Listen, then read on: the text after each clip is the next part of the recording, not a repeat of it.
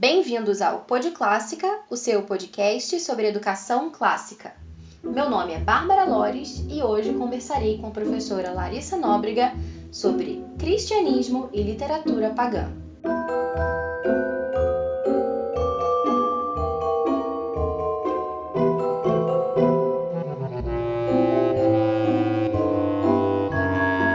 Bem-vindos ao episódio de número 31 do Pod Clássica. Esse episódio que encerra a nossa segunda temporada. E com muita alegria eu trago aqui para vocês uma convidada que esteve com a gente já lá na primeira temporada, que é minha querida amiga Larissa Nóbrega. Larissa é professora e mestre em filosofia, dá aula em escolas, ministra também cursos livres, cursos online, tem um trabalho muito bacana com várias lives super interessantes no Instagram. Daqui a pouco eu vou pedir para ela falar para vocês também como que vocês podem encontrar mais sobre o trabalho dela na internet, que com certeza é muito enriquecedor. E essa é uma grande honra que eu tenho aqui no Pod Clássica, realmente, de poder trazer amigos, de trazer pessoas próximas e apresentá-los a vocês, né? Porque eu já me sinto como se fosse amiga de vocês, né? Vocês sempre me ouvem, vocês sempre falam comigo também, mandam um comentário, uma mensagem. E é próprio dos amigos, né? Apresentar outros amigos também em comum, né? Então, Larissa, é uma alegria receber você de novo aqui nessa casinha, que é o Pod Clássica. Bem-vinda, em nome de todos os ouvintes do Pod Clássica, a gente agradece muito a sua participação. Para quem não ouviu ainda a entrevista anterior que a gente fez, foi sobre a missão educativa da mulher, que a Larissa citou Edith Stein, Julián Marías, enfim, foi muito boa. 2 horas aí de conteúdo. Eu vou deixar na descrição para vocês o link e com certeza vocês vão aproveitar. É um dos episódios mais queridos, assim, dos favoritos aqui do podcast. Então, bem-vinda mais uma vez, Larissa. Oi, Bárbara, obrigada. Estou muito honrada em estar aqui mais uma vez, assim, foi uma alegria bater papo, conversar com você, assim, os assuntos são muito interessantes, né? Então é sempre realmente muito bom, assim, né? Então é uma responsabilidade, mas é uma honra e uma alegria enorme estar aqui com você e falar aqui com o pessoal também. Que bom. Gente, já tinha muito tempo que eu queria fazer esse episódio aqui, nessa entrevista. Lá no início do ano, gente, acho que no ano passado, acho que em 2019, acho não, tenho certeza, em 2019, acho que no início do ano, eu tinha colocado pra vocês, né, quais os episódios que, enfim, né, a gente ia ter durante essa segunda temporada, tudo. E, enfim, né, aos pouquinhos eles foram saindo. E um dos que eu mais esperava era esse, né? Cristianismo e literatura pagã. Porque é engraçado, né? Que parece um nome assim meio difícil, meio complicado, um negócio assim. Mas é uma coisa que permeia muito a educação, a nossa formação, enfim, enquanto civilização ocidental. Enfim, vocês sabem que aqui é um podcast de educação clássica, né? Enfim, tá muito permeada, né? Toda a questão da mitologia grega, autores como Homero, enfim, é muita coisa que entra um pouco nessa cesta, tudo ali misturado, mas que algumas pessoas têm dúvidas, né? Puxa vida, né? Mas eu sou cristã, enfim, eu vivo o evangelho, né? Que é a realidade da maioria das pessoas aqui, né, no Brasil, um país cristão. Como assim, né? Eu vou apresentar uma coisa sobre outros deuses para os meus filhos, né? Mas, nossa, será que realmente isso é bom? Será que não vai fazer mal? Enfim. Então, um pouco seguindo aquela mesma linha do episódio número 29, né? Que a gente fez convidando o Guilherme Freire. Se vocês não ouviram, tá lá, né? É um episódio sobre contos de fadas, né? Educar na fantasia. Eu fui levantando uma série de objeções, né? No por que não ler contos de fadas, digamos assim. E o Guilherme foi me respondendo, né, para realmente tirar essas dúvidas, né, de muita gente. E a gente vai fazer mais ou menos a mesma coisa aqui com a Larissa hoje. Vamos fazer essa conversa sobre a questão da literatura pagã, né? Então, Lari, assim, para começar, Lari, né, intimidade. Para À vontade. começar, a gente começa falando, não, porque é professora, mestre, filosofia, ministra. Então, Lari, tá quase puxando uma cadeira, né, na mesa de bar. Então, Lari. Mas enfim, é bom, Pode né? chamar Porque de apelido. sabe por quê? Porque Quando as pessoas, às vezes, vão para a internet para falar desses assuntos, assim, muito elevados, filosóficos, sabe? Assim, as pessoas falam nos termos, assim, que a pessoa não consegue entender, a pessoa normal, assim, sabe? A pessoa que tá de avental. Você, minha querida ouvinte, que está me ouvindo agora lavando uma louça, eu te entendo. Então, assim, claro que a gente pode falar de filosofia, claro que a gente pode falar, né, de conceitos mais abstratos, mas, assim, procurar também fazer com que, enfim, seja algo mais acessível, né, para o brasileiro normal, né?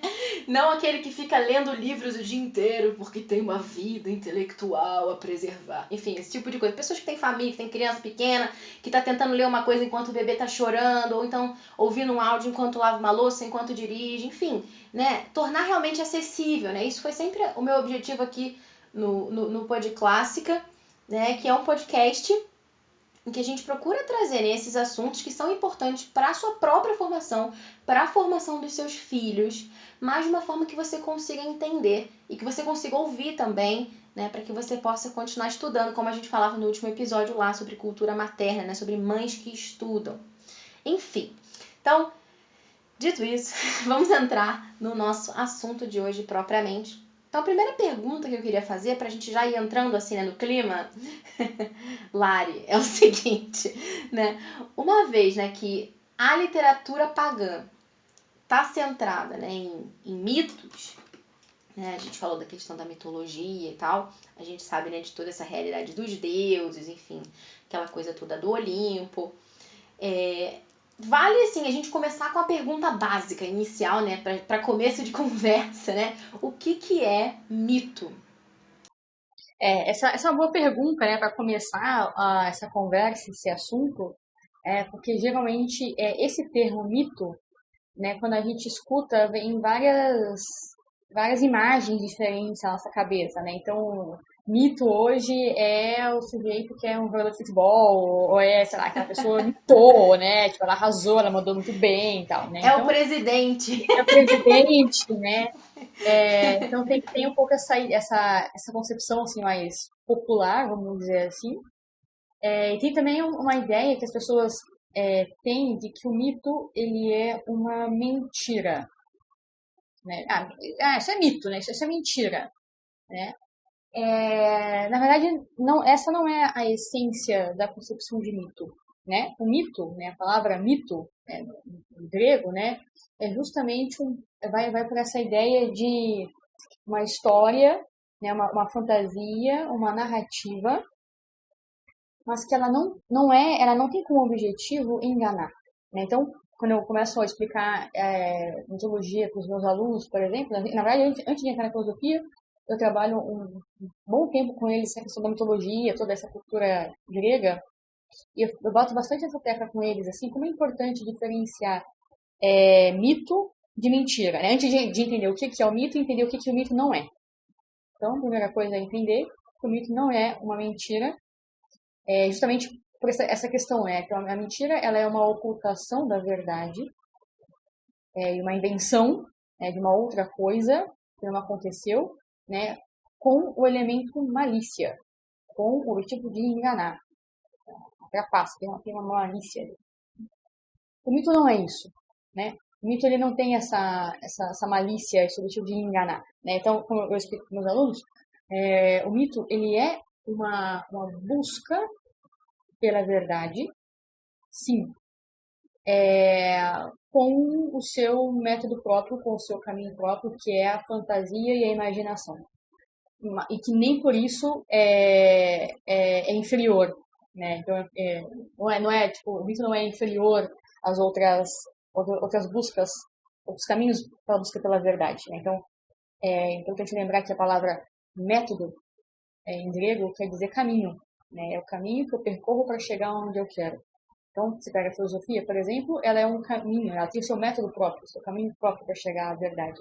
E o mito ele tem o seu caminho próprio, o seu método próprio, que é a fantasia, que é a imaginação, que é a narrativa de histórias que têm a ver com deuses, têm a ver com os homens, e essas histórias, essas narrativas, elas contêm a verdade essencial, né? Então, o mito, ele nos leva a partir das suas histórias, das suas narrativas, a verdade essencial da realidade, que inclui a divindade, que inclui o homem, que inclui a estrutura do mundo.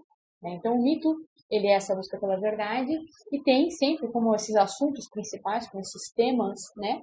Sempre a narrativa, sempre esses temas, né? Sobre a origem do mundo, a origem dos próprios deuses, né? A origem do homem, a explicação, né? De que esse mundo é assim e não de uma outra maneira, né? Essa compreensão cósmica, né? E, bem, tratar das grandes questões que dizem respeito ao homem também, né? Qual a melhor vida que deve ser vivida e assim por diante. Uhum. Não, isso é muito importante, né? Isso que você está falando é muito verdadeiro, né? Porque, de fato, antigamente a gente tinha essa primeira desmistificação, né? Quer dizer que o mito não é mentira, né? Porque o mito é um gênero, né? E, portanto, ele não é necessariamente nem verdadeiro nem falso. Mas hoje em dia tem esse outro problema, né? Quer dizer que o mito não é, tipo, uma celebridade ou uma coisa assim, tipo, meio fenomenal e tudo, né? Que nem, eu fico pensando, né? O pessoal da filosofia deve ficar meio, né? Perdido, né? Com tantos termos que tem tanto significado por trás, né? Então você vem e chama um presente de mito. Peraí, né? Ou então você vem e chama um jogador de futebol de fenômeno. Então, oi? Exatamente. Enfim, né? Qual vai ser o próximo? Enfim, é bem engraçado. Mas, enfim, gente, porque eu tô falando isso porque tem toda uma questão da fenomenologia, enfim, que a Larissa vai saber explicar melhor do que eu, certamente. Mas só pra vocês não ficarem perdidos, não perderem a piada. Mas é claro que a piada já foi perdida, né? Porque toda piada que a gente precisa explicar já não tem tanta graça. Mas enfim, em latim é melhor. Enfim. Então, isso nessa questão do mito, né? Quando o Lewis, né, ele vai e chega e fala que o cristianismo é um mito, né? As pessoas ficam escandalizadas, né? Porque, nossa, como assim? O Lewis está aparecendo agora falando que o cristianismo é falso, né? Lewis, que eu digo é o C.S. Lewis, né? Que escreveu as Crônicas de Nárnia, amigo de Chesterton, Tolkien e tal. Enfim, exatamente, né? Isso que você falou, né? Eram essas formas dos gregos de explicar essa criação do mundo, a origem do sofrimento. E, às vezes, né? A gente fica um pouco julgando, né? De forma anacrônica, né? Que a gente, enfim, tentar julgar uma outra época com base nesse nosso ponto de vista do tempo presente. Então, nossa, que absurdo, né? Você dizer, uma vez eu vi uma história de que, eu não sei se é isso, né? Mas eu vi que na história da mitologia, a explicação da Via Láctea, por exemplo, e ela teria esse nome porque acho que Hera tinha dado de mamar para Hércules e Hércules mordeu o seio dela. E aí, nisso que ela tira o bebê, espirra leite pra tudo que é lado. E aí, ótima, Via Láctea. Por isso que chama lá, entendeu? Via Láctea. Eu não sei se realmente é isso, se não. Mas, enfim, muita gente ouve essa história e fala, nossa, que absurdo, que ridículo, parece uma história boba. Mas a gente tem que pensar também que eles não tinham acesso, né, a tantas coisas que a gente tem hoje, de outras vias, né, de conhecimento, que explicam, né, que dão conta da origem do mundo, da origem do sofrimento, enfim. E eles tentavam explicar, né, como você falou, né, através de outro método, através daquilo que eles tinham acesso naquele momento. E também, outra coisa que eu pensei também em comentar, como a gente estava falando dessa questão dos contos de fada e tal anteriormente, qual que é a diferença, né, entre os mitos, os contos de fada, né? Às vezes as pessoas não sabem, né, diferenciar isso. E até eu vou recomendar para vocês também, para quem ouve inglês, tem uma entrevista muito boa com a Angelina Stanford, que foi aquela mesma que eu citei no podcast sobre contos de fadas. E ela tem um podcast chamado, uma entrevista, né? E o título é The Truth About Myth, né? A verdade sobre o mito, né? O que tem muito a ver com isso que a gente está falando aqui, né? De que o mito não é uma mentira. Então ela explica lá nessa entrevista, né? Que a diferença principal é que os mitos, eles pertencem todos ali a um mesmo universo, né? O que não acontece com os contos de fada. Então, por exemplo, no meio de um mito você pode encontrar ali um personagem que aparece no outro mito. Não é como nos contos de fadas que você tá... que a Rapunzel tá aqui penteando as tranças, do nada aparece a Branca de Neve, sobe pela trança e pergunta se ela viu a Pequena Sereia ontem. Tipo, não, isso não acontece, né? E... Diferente embora isso tenha acontecido recentemente, né? Tem alguns filmes, assim, que as pessoas têm feito, mesmo livros, aquele do Pedro Bandeira, o Fantástico Mistério de Feiurinha, que ele, enfim, junta vários personagens lá de contos de fadas e tal. Mas nos contos de fadas, assim, né, tradicionais, como eles foram concebidos, isso não acontece. Então é como se fosse ali uma grande... assim, um grande mundo, né? Que tudo vai acontecendo ali, né? E os mitos, eles vão meio que se complementando e vão fazendo referências uns aos outros, né? E o padrão dos mitos, ele pode ser encontrado em muitos contos de fadas também, né? O Cupido e Psique, né? Que é um mito, tá na Cinderela, tá na Bela e a Fera. E uma outra diferença também, né? Que os contos de fada, ele não tinham uma função, assim, relacionada com a religiosidade, né? Claro que o Perrault tentou pegar os contos de fada para dar uma instrução moral. Os irmãos Grimm simplesmente coletaram ali as histórias que as pessoas falavam e tal na época, né? Escreveram aquilo. Mas não tive, assim, uma função de culto, né? Uma origem sagrada, alguma coisa assim. Diferente dos mitos, né? Que eles partem, assim, de um contexto de uma certa religiosidade popular ali, né? Tem os templos dos deuses e tudo isso. Enfim, né? Então, mito é uma coisa, conto de fada é outra. E lenda é outra ainda, né? Porque lenda é uma coisa que tem uma origem em algo real, né? Algo que aconteceu, mas acrescido ali de uns elementos fantasiosos. Tipo, o rei Arthur, por exemplo, né? Toda aquela história, né? Enfim, as pessoas ficam debatendo, né? Quem será que foi rei Arthur? Como que era? Como que não era? Existiu? Não existiu? Quem eram os cavaleiros da Távola Redonda? Essas coisas, né? Então, essa é uma história, assim, que tem os elementos mágicos, mas misturado com coisas reais. Enfim, achei importante a gente fazer essa primeira pergunta, assim, essa distinção, para de cara já definir as coisas, porque eu acho que isso é muito importante, né? Quando a gente começa uma conversa, Larissa, eu não sei se você tem essa mesma impressão, mas às vezes no meio da conversa as pessoas se dão conta de que estão falando de coisas diferentes. Tem Sim. discussões que não têm sentido algum. Enfim, as pessoas começam a contra-argumentar e, se elas tiverem sorte, elas vão descobrir que estão falando de coisas diferentes. O pior é que, às vezes, elas terminam a discussão e ainda não se deram conta de que estão falando de coisas completamente diferentes. Então, se a gente define no início, já quebra essa primeira objeção, né? Essa primeira dificuldade.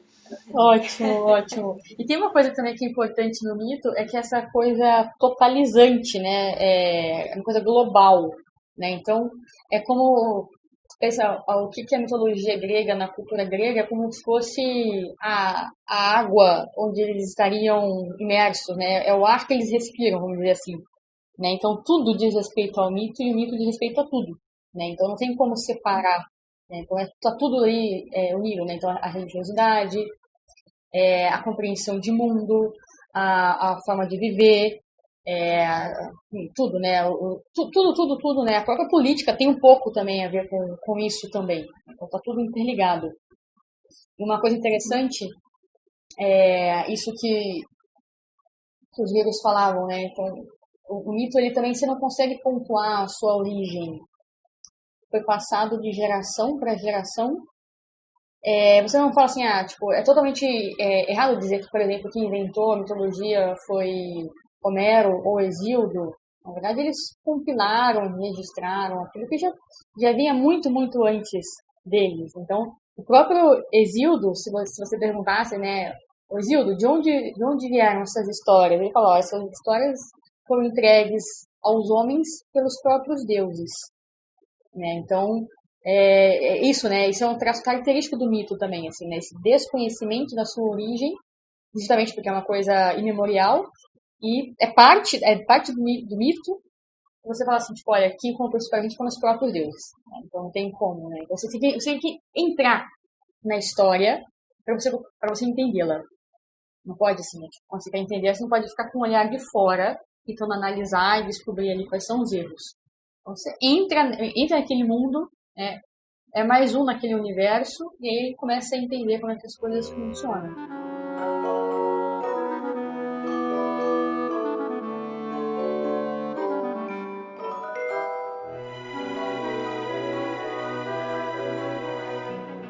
Sim.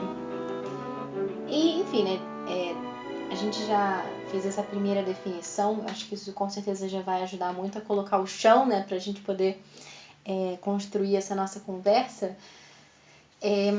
Mas aí a gente começa a entrar, né, na nossa primeira dificuldade, assim, pelo menos aparente, né, que algumas pessoas começam a levantar, porque, né, o título do da nossa entrevista é, né, Cristianismo e literatura pagã. Então a gente já começa a colocar aí uns opostos, né, uma coisa assim, nossa, né, como que isso aí vai, como que isso se relaciona, né?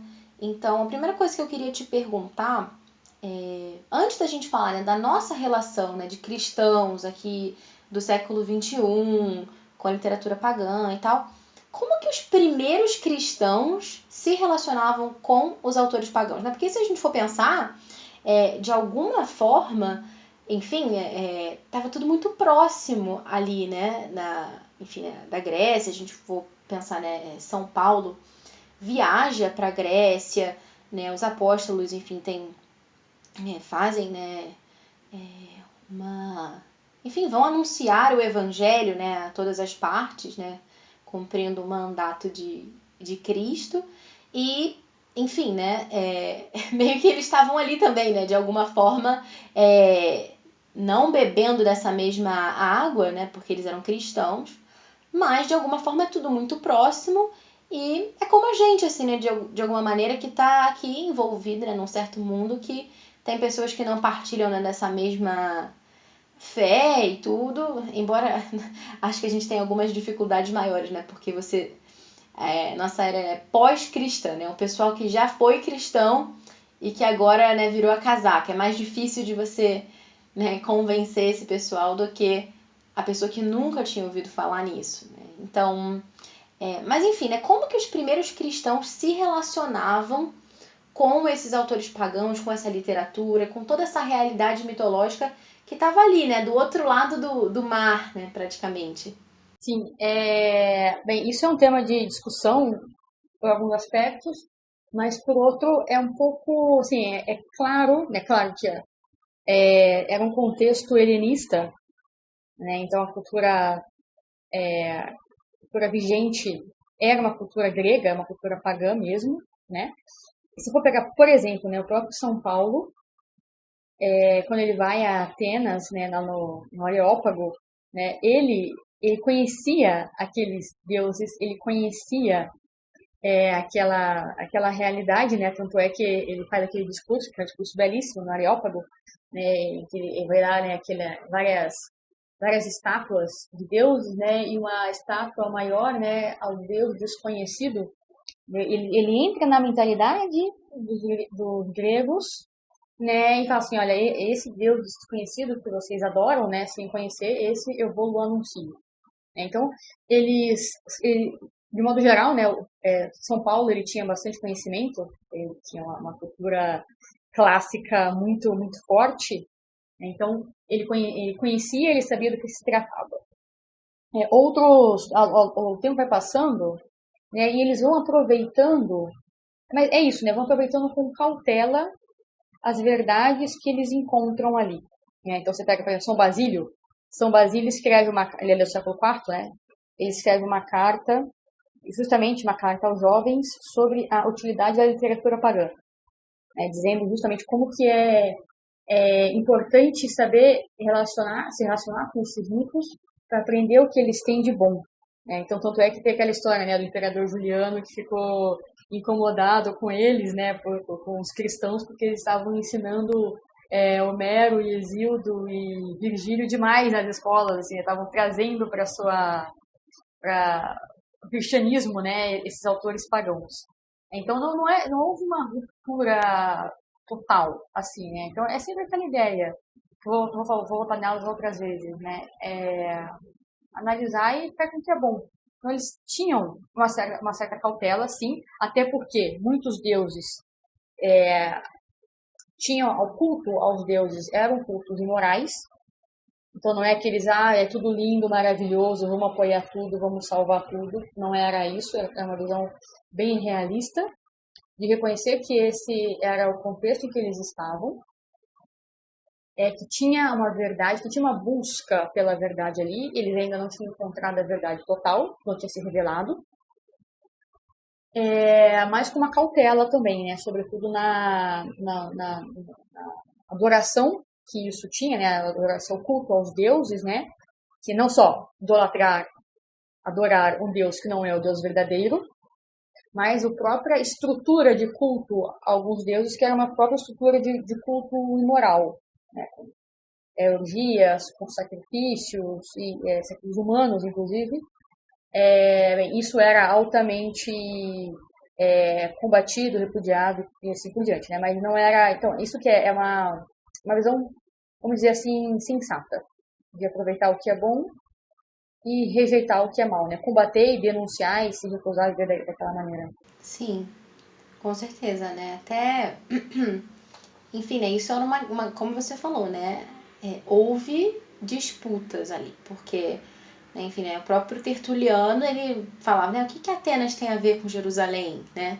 E, enfim, né? Não foi uma coisa simples de se resolver, né? Havia realmente debate em torno disso na igreja primitiva, isso não foi solucionado rapidamente, foi uma coisa que durou séculos, né? Você falou que São Basílio estava falando disso ainda no século IV.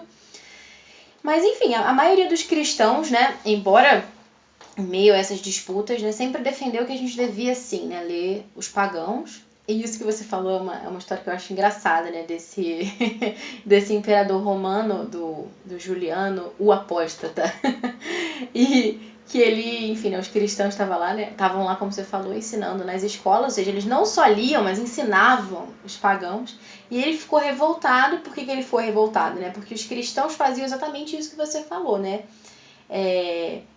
Selecionavam aquilo que era bom, né? E ensinavam com propósitos de formação cristã. Então eles encontravam ali naqueles mitos aquilo que era, né, bom e aquilo que era belo, enfim, e aquilo que era verdade dentro daquela lógica, assim, né? E ensinavam aquilo e, enfim, né? Num ponto tal que o imperador ficou irritado, quis proibir tudo isso.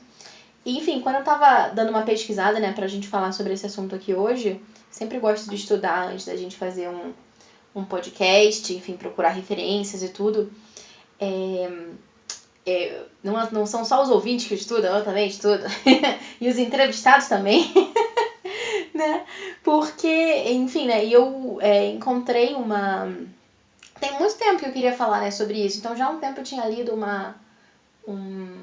um trechinho do Andrew Kern. Eu sempre falo do Andrew Kern aqui, porque ele é uma referência, assim, né, de educação clássica nos Estados Unidos. E eu gosto muito da definição que ele dá para a educação clássica, né, como o cultivo da sabedoria e da virtude na alma através das artes liberais. Enfim. E ele fez, né, uma entrevista também sobre esse assunto todo, né, dessa questão da literatura pagã e do cristianismo e tudo. E uma coisa que ele fala, né, que eu achei muito interessante, é que perguntam para ele, assim, né, por que, né, que a gente deveria, enfim, né, ler os pagãos, esse tipo de coisa. E ele fala, assim, né, que os cristãos deveriam, assim, né, não literalmente isso, mas a ideia é essa, né, que os cristãos deveriam ler os autores pagãos porque, né, os escritos desses autores eram mais cristãos que a maioria dos escritos cristãos da atualidade, né, aí ele dizia, né, que a Bíblia nos diz para ler autores pagãos, autores bíblicos leram autores pagãos, os padres da igreja leram autores pagãos, também os reformadores, né, se você que está me ouvindo é protestante, eles também leram os pagãos, e todos os teólogos desde então, né, todos os teólogos que, né, tiveram um destaque, né, então todo mundo leu os pagãos. Se você tem alguma dificuldade, né, enfim, segue fluxo. Enfim. Exatamente. Eu estava vendo um vídeo Aham. de um professor que ele cita Calvino, né? Não tem como ignorar isso, simplesmente eu não vou ler isso. Isso é parte do nosso patrimônio, eles são nossos pais intelectuais de alguma maneira. Né? Então não tem como ignorar essa realidade. Falar assim, eu sei que eu não leio, eu só vou ler de tal cultura ou de tal época, ou só ler autores cristãos. Não dava, vai ficar faltando alguma coisa. Sim. E eu achei muito curioso, assim, né, quando eu li isso, né, essa coisa que o Andrew Kern falou, né, como assim tem citação de autores pagãos na Bíblia? Gente, mas onde e tal? E eu comecei a dar uma pesquisada, assim, né, comecei a procurar, até quando eu fui preparar aqui, e de fato eu encontrei, e é incrível, assim, é uma resposta brilhante, né, para as pessoas que têm essa dúvida, né, e têm essa preocupação.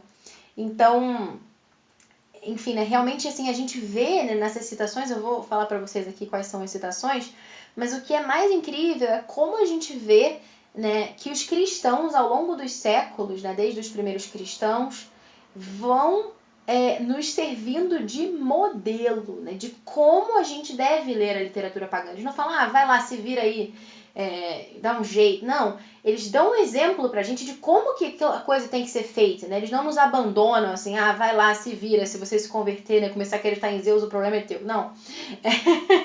Enfim, não, eles nos ajudam. E então as citações que eu encontrei são as seguintes, anota aí. Nos Atos dos Apóstolos, né, no capítulo 17, versículo 28, diz assim, né, porque é nele que temos a vida, o movimento e o ser, como até alguns dos vossos poetas disseram, nós somos também de sua raça. Então a primeira parte dessa situação, a primeira parte é uma citação da obra. Gente, eu vou pronunciar errado porque eu não falo grego, né? Se eu estiver falando grego, vocês me perdoem. Enfim, é uma citação da obra Crética, sei lá, de Epimênides, né? Em que ele está se referindo a Zeus, né? No texto original, naquilo, né? Do porquê nele que temos a vida, o movimento, o ser e tal. E a segunda parte, né? Quando ele vai dizer, né? Que nós somos também de sua raça e tudo, vem de um hino que também se dirigia originalmente a Zeus, que foi escrito por Aratus, que era um poeta estoico, né? Então, incrível, olha como isso é um modelo, né? Ele pega um texto que era originalmente endereçado a Zeus e pega aquilo ali e realmente não endossa o culto a Zeus, mas ele nos dá um modelo, né, de como que a gente vai ler os pagãos de uma forma cristã, né? Enfim, né, em quem é que nós temos a vida, o movimento e o ser? Né? Em Deus. E depois, né, tem uma outra passagem também, que está na primeira carta aos Coríntios, que diz assim, não vos deixeis enganar, más companhias corrompem bons costumes. E está até entre aspas esse trecho, más companhias corrompem bons costumes. Por quê? Porque é uma citação também de um verso de uma obra do poeta Menandro, e o nome dessa obra é Thaís. Se você ouvinte se chama Thaís, saiba que você foi homenageada nas Sagradas Escrituras. Eu não sei se é Thais ou se é Thaís, mas enfim, a ideia é essa. E depois tem uma outra ainda, São Paulo, né? Em Tito, no primeiro capítulo, versículo 12, diz assim, um dentre eles, o profeta deles, disse, os cretenses são sempre mentirosos, feras selvagens, glutões preguiçosos. Isso é uma citação de Epimênides, que é o poeta de Creta, né? Que é uma ilha ali do Mediterrâneo, né? E foi tirada do livro dos Oráculos. Enfim, tem até uma outra citação também, mas enfim, já estou falando demais aqui, deixo essa para depois. E, enfim, né, como é incrível, né, a gente vê, né, deles pegando realmente o texto, né, então, e ele sabia, né, aquilo, como você falou, ele era um homem que tinha sido realmente educado, né, de forma clássica, né, em São Paulo, apóstolo, e realmente ele usando isso a serviço, né, dos propósitos da formação cristã. Isso é muito legal. Acho que a mais impressionante de todas é a da conversão dele. Depois eu vou falar. Ele cita Edson. Ah, tá, você vai falar depois. Depois eu falo, não, porque deixa as pessoas na expectativa, entendeu? Porque eu sei que é um assunto denso, às vezes o pessoal tá meio, né, ai, puxa vida, será que eu vou até o final dessa entrevista? Será que não? Então eu vou guardar o melhor para o final, para que você Isso, guarda, escute. porque essa é, todas eu acho que é a mais É a mais impressionante. legal. É a mais legal. Pois é. Então aguardem após o intervalo Aguardem, comercial. aguardem, não saiam, não desistam. Enfim, né?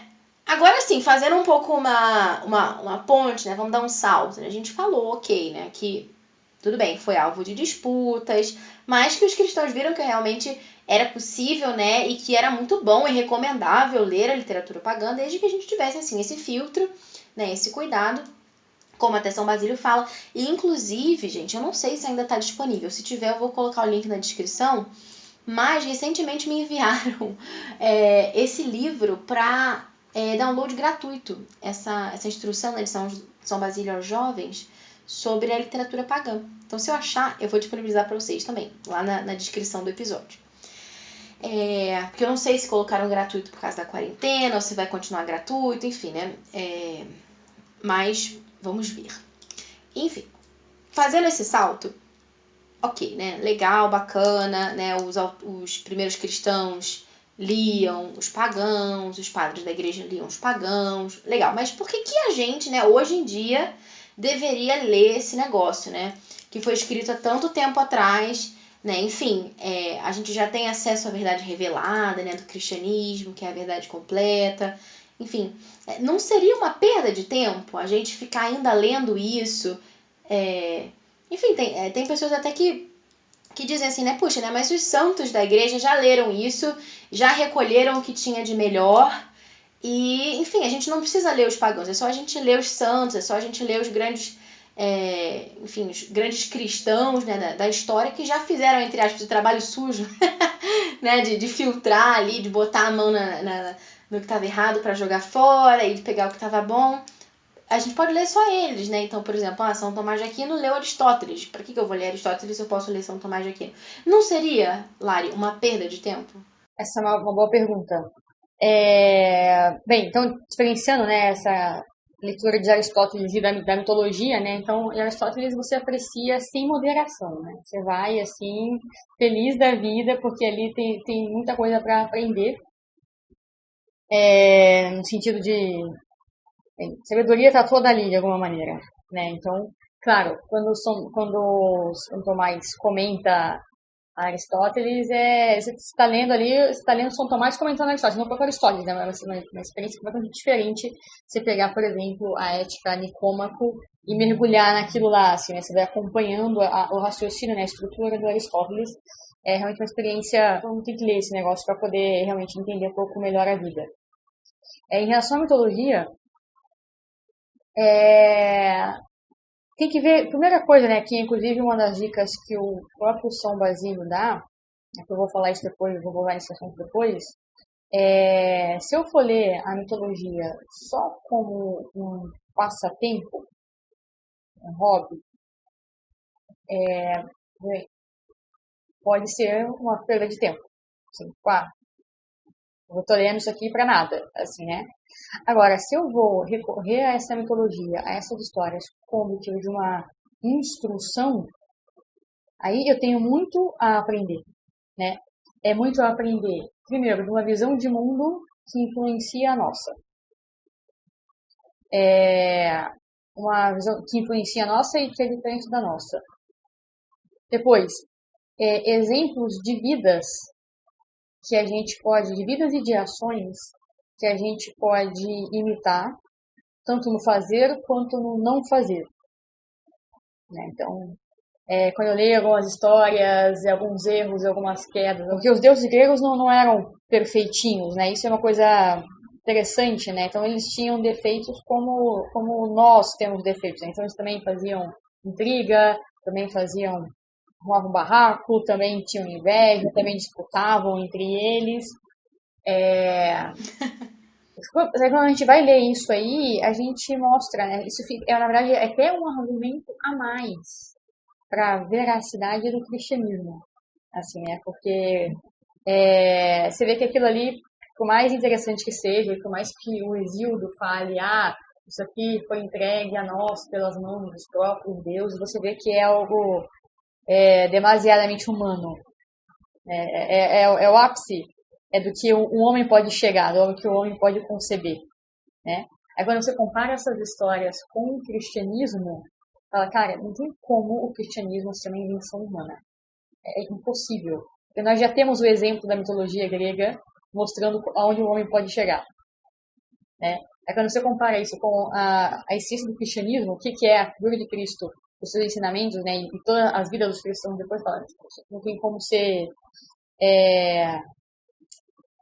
humano, né, uma invenção humana. E outra coisa, né, por que sei lá, se eu tenho a vida dos santos, por exemplo, por que eu vou ler mitologia grega se eu já tenho a vida dos santos? Claro que a vida dos santos é uma coisa importantíssima. Ali a gente vê o que a gente precisa fazer. Só que as histórias gregas, elas mostram uma visão de mundo que ajuda a entender a nossa também. Né? Então não é simplesmente as vidas das personagens, mas é uma visão de mundo, uma tentativa de compreender o mundo, que por mais que não seja a mais adequada, talvez até entre aspas ultrapassada, me ajuda a entender como que a gente consegue entender as coisas hoje dessa maneira.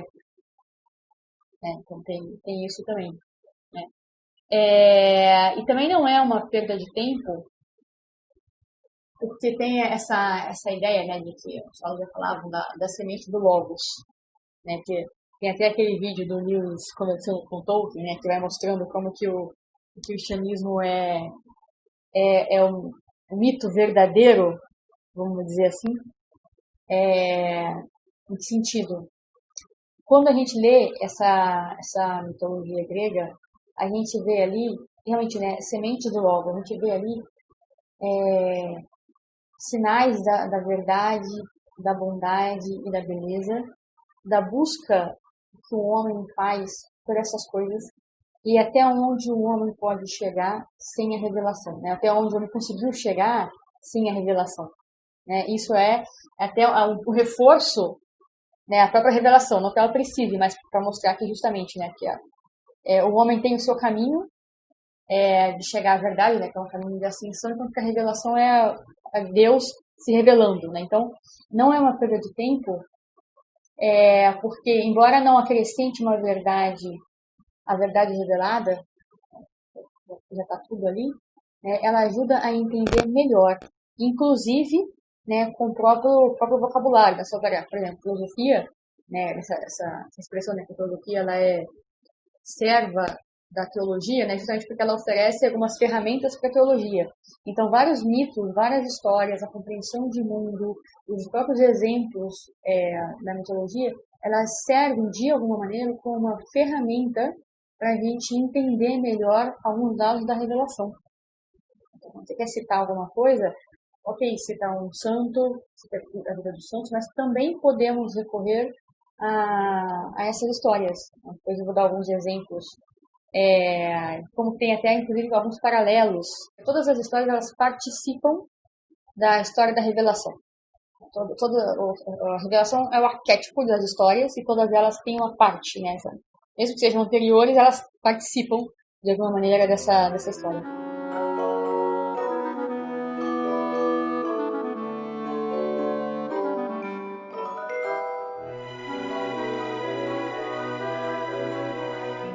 Sim, até eu estava comentando sobre a Angelina Stanford, né? Até te mandei a entrevista dela também para você ouvir. E ela, enfim, né, eu tô ansiosa para que ela lance o livro que ela falou que ia lançar. Mas enquanto ela não lança, eu fico falando das entrevistas dela. Mas ela fala uma coisa, né, que eu achei, nossa, assim, a pessoa tem que ter um peito para declarar um negócio desse, né? Mas que ela fala isso, né, que todas as histórias, né, que alguém já abriu a boca para contar, contam a história do evangelho. Porque a gente não pode fugir disso, né? Porque faz parte, né? Tá escrito na nossa própria natureza, né? Tá escrito no nosso coração. Então, mesmo que você não queira contar a história do Evangelho, você conta a história do Evangelho de alguma forma. Então, a gente falou sobre os exemplos disso nos contos de fadas, né? No outro episódio. E hoje a gente vai falar disso também na mitologia. Vocês vão ver, né? Como o negócio é incrível. Eu tô só prometendo. Eu falei, eu vou deixar o melhor pro final. Mas, enfim, fiquem aí. Mas... é porque, enfim, né? Senão a gente atropela os assuntos. Vamos com calma. Mas... até assim, né? Você estava falando sobre isso, né? Que, enfim, era o máximo que os homens puderam chegar, né? E que tem algo de muito humano ali, né? Nos deuses e tal. Eles têm características humanas, eles têm, enfim, sentimentos ruins e coisas e tal. E eu acho engraçado, fico pensando, os gregos deviam ficar meio desolados, assim, né? Porque imagina os gregos na quarentena, né? Que desgraça que não ia ser. Porque a gente, né, que, enfim, que tem que viver toda essa dificuldade e tal, a gente procura ter uma esperança, procura ter fé, né? Procura levar isso, né, às nossas orações, entendeu?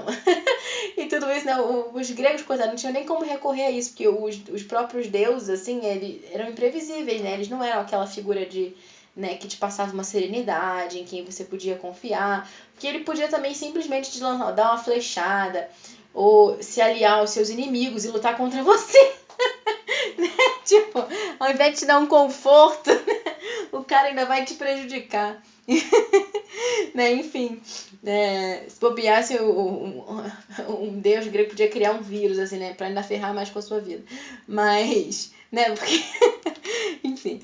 E que bom, né? Isso tem que dar mais alegria ainda, né? Da gente ter, né, o cristianismo, a gente vê que realmente a gente tem uma fé que, enfim, que além de, né, de ser a verdade revelada, apacenta os nossos corações.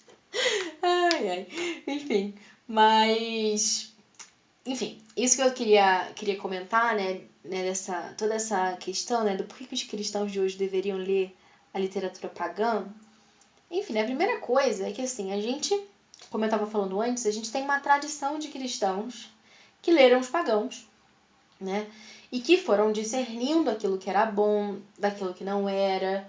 Enfim, tem até aquela metáfora da abelha, né, que era super comum lá na Idade Média. Você encontra manuscritos, assim, textos sagrados, né, decorados com abelhinhas bonitinhas. Por quê? Né? Porque simbolizava realmente isso, né? Porque a abelha, ela faz esse processo, né, de, enfim, ela suga ali o néctar da flor, ela dá uma processada naquilo, uma digerida, e, digamos, né, aquilo volta, né, ela regurgita aquilo de alguma forma, e aí ela vai produzir o mel, né? Então ela não aproveita, digamos, né, que tudo aquilo, né, mas ela mexe naquilo de uma forma que sirva o seu propósito. Então a gente tem uma grande tradição de cristãos que fizeram isso, a gente tem excelentes modelos a seguir, e assim, né, essa leitura dos livros pagãos, isso é uma ideia que eu vi num vídeo também de um professor, que é o Wes Callahan, que é professor de história e tal. E ele falava isso, né? Que a gente não pode jogar fora o bebê junto com a água da banheira, né? Então, assim, a gente tem que pegar a coisa boa e não jogar tudo fora de uma... Assim, né? Da louca, né? Não, vou queimar todos os livros pagãos.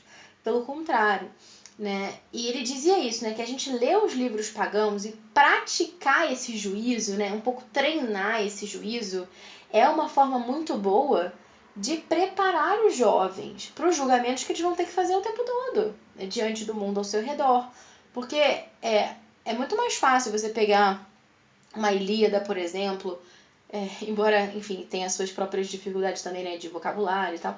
É muito mais fácil você pegar um texto, assim, mitológico e ir discernindo né, o que é bom, o que não é, porque você tem uma grande tradição de pessoas que já fizeram isso antes de você pode consultar, né, enfim, esse acervo, né, de vozes, assim, e isso vai te treinando, né, porque você vai ter que discernir o que é bom do que não é nas vozes da mídia, nos autores contemporâneos, enfim, né, nas fake news, ou nas coisas que você escuta na rua, e as coisas que alguém fala pra você, ou se tá na escola aquilo que o seu professor falou pra você, enfim, então isso tudo fornece, digamos que um treinamento, né, de como realmente fazer esse juízo, né, uma prática, meio que você aprende primeiro a nadar numa piscina pequena. Uma amiga minha dizia isso uma vez, não relacionando com isso, mas falando, né, que é importante nadar primeiro na piscina de criança para depois você ir para o alto mar. E de fato, né, então fazer essa prática, né, primeiro é algo que ajuda muito nesse juízo, né, que a gente vai ter que fazer depois, né, de tantas outras coisas. E como eu dizia, né, é uma tradição, né, não foram só os primeiros cristãos que leram os pagãos, né, é quase que uma especialidade, né, dos cristãos, né, porque começa lá por São Paulo e vai atravessando a história. Vamos todo mundo. Vai Santo Agostinho, vai Santo Tomás, vai Dante, C.S. Lewis. Enfim, todo mundo. E vambora, né? E São Basílio. Então, assim, não é tipo, não teve um cristão meio lunático que começou a ler os pagãos. Não. É um negócio realmente, assim, expertise do pessoal, né? E...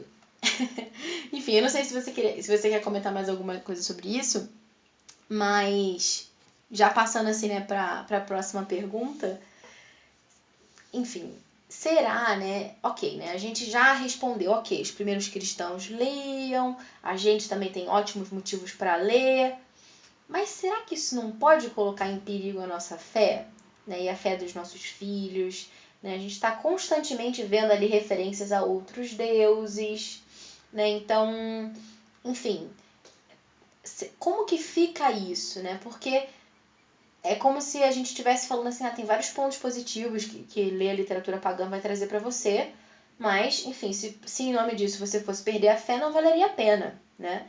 Então, isso coloca em perigo a nossa fé? Essa é uma boa questão. Bem, se for comparar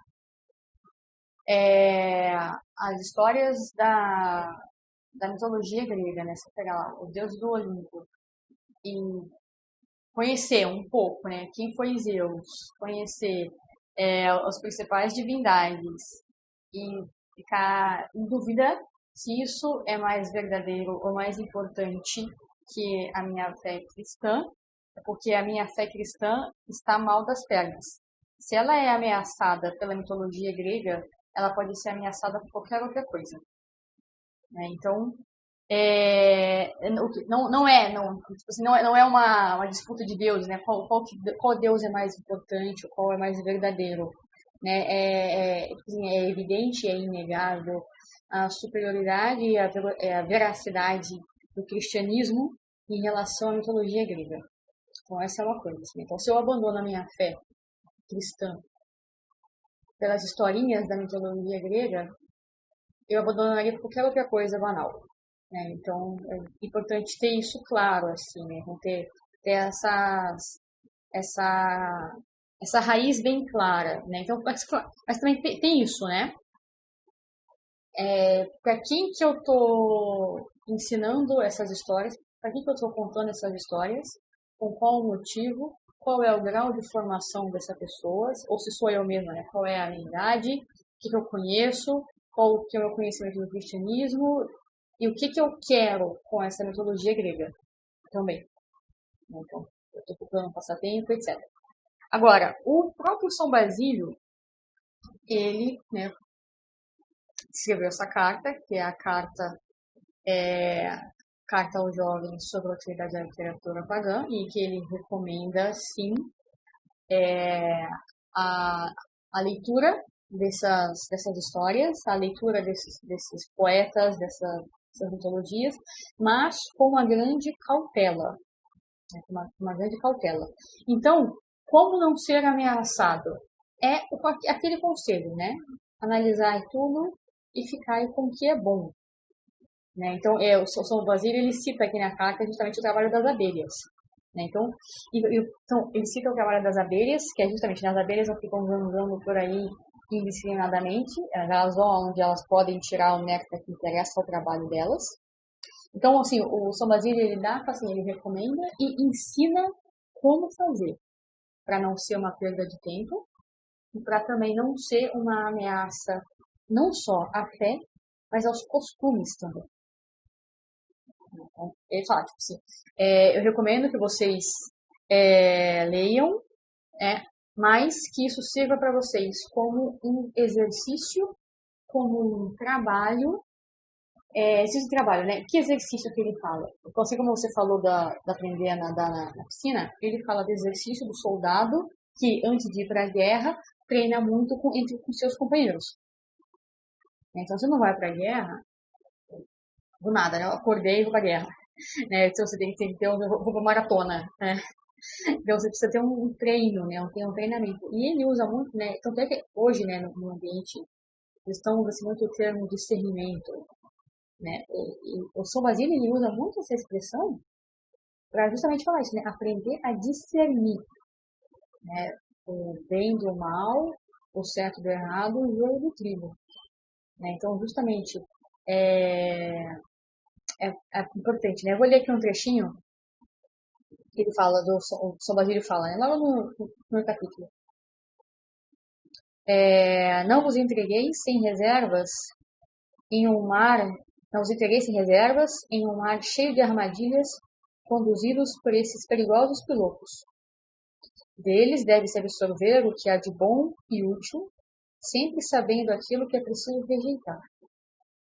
Então, isso aqui é importante, né? Não é assim, é bom, é lindo, maravilhoso, é instrutivo, é culto, mas vou mergulhar de cabeça e, né? Não, é realmente, né, esse trabalho de abelha, de aproveitando e discernindo, né, o bem do mal, né? E também uma coisa que ele fala, né, então em relação ao perigo, se é uma ameaça à fé, bem, não é uma ameaça, não, a princípio não é uma ameaça à fé, justamente porque é muito inferior. Então, se eu pensar, se uma pessoa se sente ameaçada, que sente a sua fé ameaçada pela mitologia, então vê qual que é, né, a sua compreensão da fé, a sua adesão à fé. Então, não é uma ameaça assim como um elefante não é ameaçado por uma formiga. Então, se pegar o que é mitologia e o que é o cristianismo, é bem diferente, né? Em relação à moral, tem muita imoralidade, sim, nos mitos, né? Muitas relações incestuosas, muita orgia, muito sacrifício humano, muito não, é algo.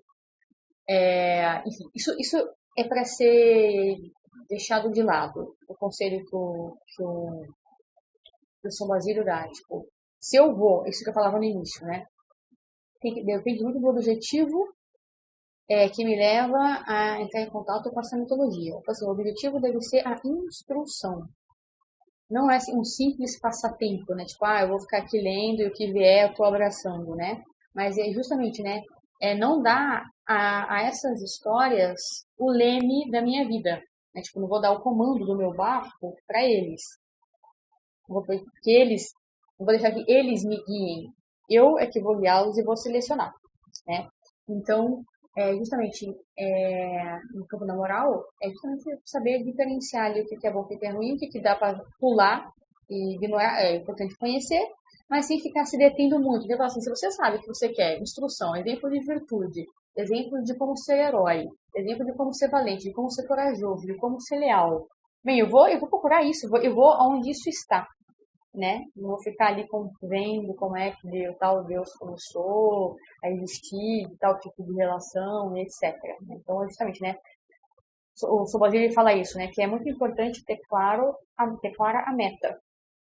Assim, a minha meta, assim, a nossa meta é o céu.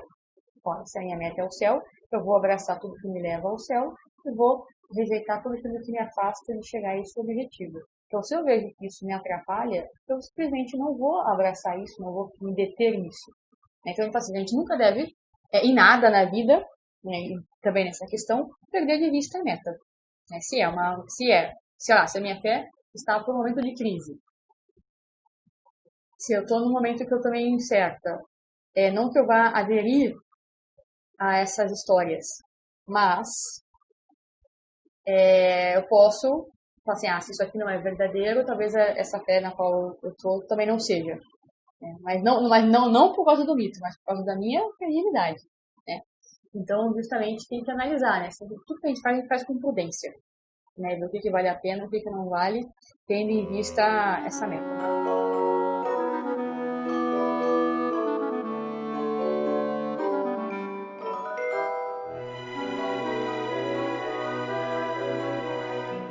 E uma coisa que me chamou muita atenção também quando eu tava me detendo sobre esse assunto, né, pra preparar essa conversa que a gente tá tendo aqui agora, é que, assim, né, claro que, enfim, São Basílio está certíssimo, não vou discordar de São Basílio, longe de mim, mas eu digo assim, né, isso tá muito claro, eu acho que pra, assim, não muito claro, né, mas muitas pessoas têm essa primeira reação, né, de, rejeitar o que é mal e tal, identificar ali. Enfim, tem pessoas até que assumem uma postura mais assim, fechada no sentido de não vou ler nada, né? Já que tem esses problemas aqui, então não vou me colocar nessa situação, mesmo que eu precise instruir o meu filho, por exemplo, mesmo que isso seja importante no contexto da literatura ocidental, eu não vou ler a Ilíada, por exemplo, porque tem os deuses e tal, isso pode colocar em perigo a nossa fé, enfim.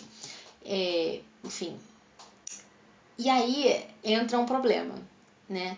Que é isso que eu queria chamar a atenção, né? Porque a gente já viu esse outro problema bastante, né? O problema de se deter nas imoralidades, no problema de ficar ali um pouco lendo por divertimento, uma coisa meio louca, né? Tipo assim, vou ler aqui um sacrifício humano pra me relaxar. Eu tive um dia difícil, tô com vontade de matar alguém, vou ler aqui um relato de um sacrifício humano. Não, mas... De sacrificar vários touros, né? E vai contando como é que você vai lá imolar o Tipo, touro, né? enfim. Realmente. Mas enfim, então aí entra o problema, né? Que rejeitar um autor pagão, né, inteiramente, só porque ele é pagão, é infidelidade. Quem fala isso é o Wes Callahan, né, que é esse professor de história que eu estava comentando. Então, isso, gente, eu quero que vocês prestem atenção nisso aqui, porque olha só que coisa interessante que ele fala, eu vou ler de novo. Rejeitar um autor pagão inteiramente só porque ele é pagão é infidelidade. Porque se há algo bom, verdadeiro ou belo nesse autor pagão, então Deus é o autor. E rejeitar esse algo é rejeitar a Deus também. Então isso é muito forte, né? Porque o próprio Santo Tomás de Aquino, né? Quando apareciam lá uns teólogos que estavam com medo de usar a filosofia de Aristóteles e tal, ele falava: toda verdade dita por quem quer que seja vem do Espírito Santo. Então, se você rejeita um autor pagão porque ele é pagão e ele disse alguma coisa de verdade, né? Então você está rejeitando essa verdade porque ele é pagão, você está rejeitando a Deus, que é o autor da verdade. Então, como sempre, a virtude está no meio, né? Não dá para fugir disso.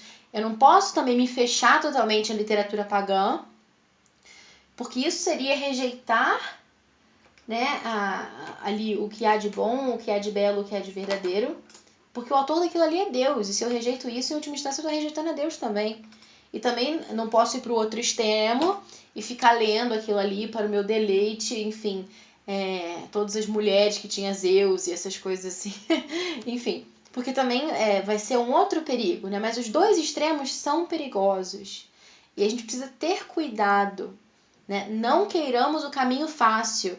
Não vamos fazer assim, tem coisa ruim na literatura pagã, na literatura mitologia grega, então eu não vou ler isso, eu vou ler só os escritos dos cristãos, eu vou ler só os documentos da igreja, só as vidas dos santos, só os poemas que os santos escreveram, por exemplo, porque isso também é perigoso, porque assim também se rejeita a Deus, porque Deus é o autor da verdade, como eu falei, esteja ela onde ela estiver. Então, isso também é um ponto assim que a gente tem que tomar muito cuidado. E é um ponto que eu fico um pouco indignada também. Já deu pra perceber, né? Mas, enfim, agora chegou o grande momento, né? Que eu vou fazer a revelação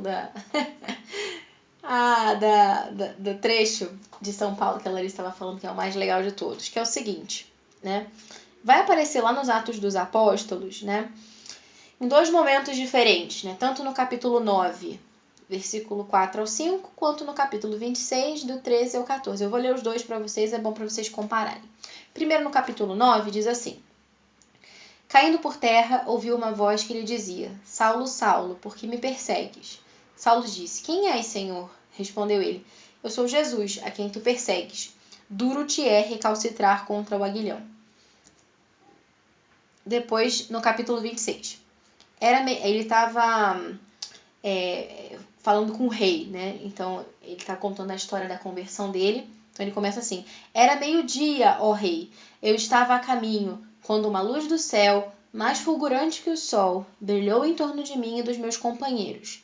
Caímos todos nós por terra, e ouvi uma voz que me dizia em língua hebraica: Saulo, Saulo, por que me persegues? Dura coisa te é recalcitrar contra o aguilhão. Essa expressão é meio confusa, assim, né? Recalcitrar contra o aguilhão é um negócio meio difícil da gente entender, são palavras meio difíceis. Eu vou deixar como lição de casa vocês pesquisarem o que isso significa em português, né? Enfim, a maioria de nós não sabe nem em português o que isso significa, Mas é uma expressão que ela já tinha sido usada antes, né? E que era comum, porque não tinha sido usada por um autor pagão. Mas Eurípides usou na tragédia grega As Bacantes, o Ésquilo usou também na peça dele o Agamenon, e, enfim, né, o que é mais curioso disso tudo, né, é que Paulo, ele coloca essas palavras na boca de Jesus Cristo, né? Então ele está relatando, ele fala, eu sou Jesus a quem tu persegues, duro te é recalcitrar contra o aguilhão. Ou, na segunda vez, quando ele está relatando para o rei, ele fala, caímos todos nós por terra, ouvi uma voz que me dizia, em língua hebraica, Saulo, Saulo, por que me persegues? Dura coisa te é recalcitrar contra o aguilhão. Então, olha só, a citação grega é dita em língua hebraica e colocada na boca de Nosso Senhor. Então, assim, claro que aqui pode surgir uma dúvida, né? Algumas pessoas podem perguntar, né? Será que realmente essa expressão foi usada por Jesus, né? Quando Jesus falou com Paulo, será que Jesus realmente falou isso? Né? Porque o que não teria nenhum problema, porque nada mais natural, né, do que Jesus usar os autores pagãos para conversar com um homem que era versado na cultura helenística, como Paulo, né? Então, é como se Jesus disse isso para ele, foi uma forma de se aproximar dele de uma, assim, né, numa língua que ele entendia bem, né? Língua no sentido, né, de um jargão popular, uma forma de dizer que era comum para ele. Mas pode ser que Jesus não tenha dito isso, né? E que Paulo tenha um pouco usado essa citação, toda hora eu tô falando citação, para tornar essa história mais compreensível diante de um pagão. Porque como eu estava falando, ele estava falando com o rei Agripa, né? Que era um pagão, estava ouvindo ele lá, super interessado, ok. Mas enfim, ele ia achar aquela história toda muito estranha, né? Como assim, né? Esse homem me cai e um outro que morreu começa a falar com ele, né?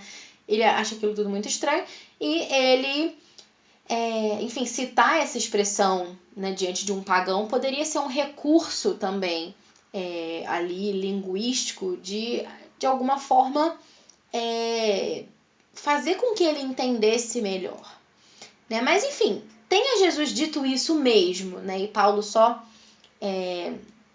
tenha dito exatamente aquilo que Jesus disse. Ou se Jesus não disse, mas Paulo inseriu isso naquilo que ele estava falando com o rei, como uma forma de, enfim, né, dar uma explicação melhor, né, daquilo que tinha acontecido, seja um caso ou outro, né, não é incorreto a gente dizer que o próprio Jesus citou o autor pagão, porque, como eu estava falando, né, se a citação é verdadeira, ele é o autor de toda a verdade, né? Ele é Deus, ele é o caminho, a verdade e a vida. Então, se tem verdade em alguma coisa que um pagão disse, então Jesus é o autor dessa verdade. Então, enfim. Desculpa, a escritura é inspirada. Assim, tipo, isso é muito, muito forte, porque o autor da Sagrada Escritura é o próprio Espírito Santo, né? Então, assim, se não fosse uma coisa totalmente equivocada, não apareceria isso lá. Sim. Cada palavra é inspirada. Então você não pode nem falar, né? Não leio livros pagãos. Se você lê a Bíblia, você encontra lá citações dos autores pagãos. Enfim, né? Essa reflexão também é do Wes Callahan. Eu vou colocar o vídeo dele para vocês. Está em inglês, mas quem conseguir acompanhar, tá valendo. Vocês já perceberam que eu sou super original, né? Eu só fico citando pessoas. Mas eu não me envergonho disso não, porque eu acho que isso que é importante, né? Que a gente, quando tem conhecimento e vai chegando a, enfim, vídeos bons, livros bons, entrevistas interessantes, enfim, o meu papel aqui é compartilhar isso com vocês, não é ser original, não é ser sabe tudo. O meu papel é realmente ajudar vocês, enfim, a compreenderem as coisas que eu fui compreendendo também com a ajuda de tantos. Mas aí tem um outro problema, né, que a gente vai entrando nessa questão do cristianismo, literatura pagã e tal. E tem uma questão até que interessante, que é assim, né? Sempre perto, e tem a ver, né, com essa questão de perder a fé e tal, não perder a fé. Perto do Natal surgem vários memes, vários fotinhos engraçadinhas, né? Que na verdade não são engraçadinhas, né? O pessoal fica espezinhando os cristãos e vão acusando o cristianismo de ser mais um dentre os muitos mitos, né? Porque Ah, nossa, essa sua história aí tá muito batida, né? Todo mundo já falou isso antes do cristianismo. Ah, esse negócio de virgem conceber. Ah, esse negócio de não sei o que lá. Ah, isso aí já foi contado na história de não sei quem, ou na história de não sei o que lá outro. Enfim. E às vezes os cristãos podem ficar meio assim, meio estarrecidos diante disso, de ver que realmente tem várias coisas em comum, né, entre histórias da mitologia e tudo. Ah, e mesmo outras histórias, assim, né, enfim, de outros credos e tal, e que às vezes coincidem mesmo, né, como a questão, né, do parto virginal e tudo isso. E aí que entra a coisa interessante, né, porque São Justino, né, que foi mártir, ele escreve, né, uma série de ensaios em que ele vai ali defendendo o cristianismo diante do imperador do seu tempo, e ele vai defendendo a fé cristã, ele vai fazendo uma apologética, e ele vai dizendo, né, que a fé cristã ela não era assim tão diferente daquilo que eles acreditavam, e por isso não deveria ser perseguida. Então ele vai um pouco defender os cristãos, pô, para de me perseguir, pô, a gente não acredita em algo tão diferente assim de vocês, por que vocês ficam, né, perturbando a nossa vida? Então, e ele diz, né, que a diferença é que a gente não crê nisso porque os romanos creem, mas porque é verdade. Né, você estava falando, né, dos sementes do logo, né, esse conceito, né, de sementes da verdade, né, de que todo mundo tem acesso ao menos a parte da verdade, vem daí, né? Vem de São Justino. E ele meio que vira ao contrário o argumento dos memes, né? Então, aquela ideia, né, de que a gente é imagem de Deus, né? E como imagens de Deus, a história do Evangelho está impressa nos nossos corações. Então, não é assim que a história do cristianismo está espalhada por aí em várias outras histórias, logo não é verdade. Ao contrário, ele diz, né? É justamente porque é verdade que ela, né, que ela está inscrita nos nossos corações e que não podemos contar uma história que seja diferente dela, né? Enfim, o que ele não diz, né, com essas palavras, mas ele diz isso. Ele chega a dizer que os demônios distorceram as histórias de propósito para enganar as pessoas. Olha que coisa, né? De você realmente pensar que, enfim, né? Para enrolar a gente, assim, né? Um pouco para confundir a nossa cabeça, para a gente não encontrar, né, a verdade, eles teriam meio que feito uns simulacros ali, umas coisas que nos confundissem, né, em última instância. E tem uma citação maravilhosa que eu vou ler aqui para vocês, gente, inteira, porque eu acho que vale muito a pena. Que é de uma audiência geral, né, do dia 21 de março de 2007, do Papa Bento XVI. Eu não vou ler a audiência inteira, tá? Eu vou ler um trecho que ele diz o seguinte: cada homem, como criatura racional, é partícipe do Logos.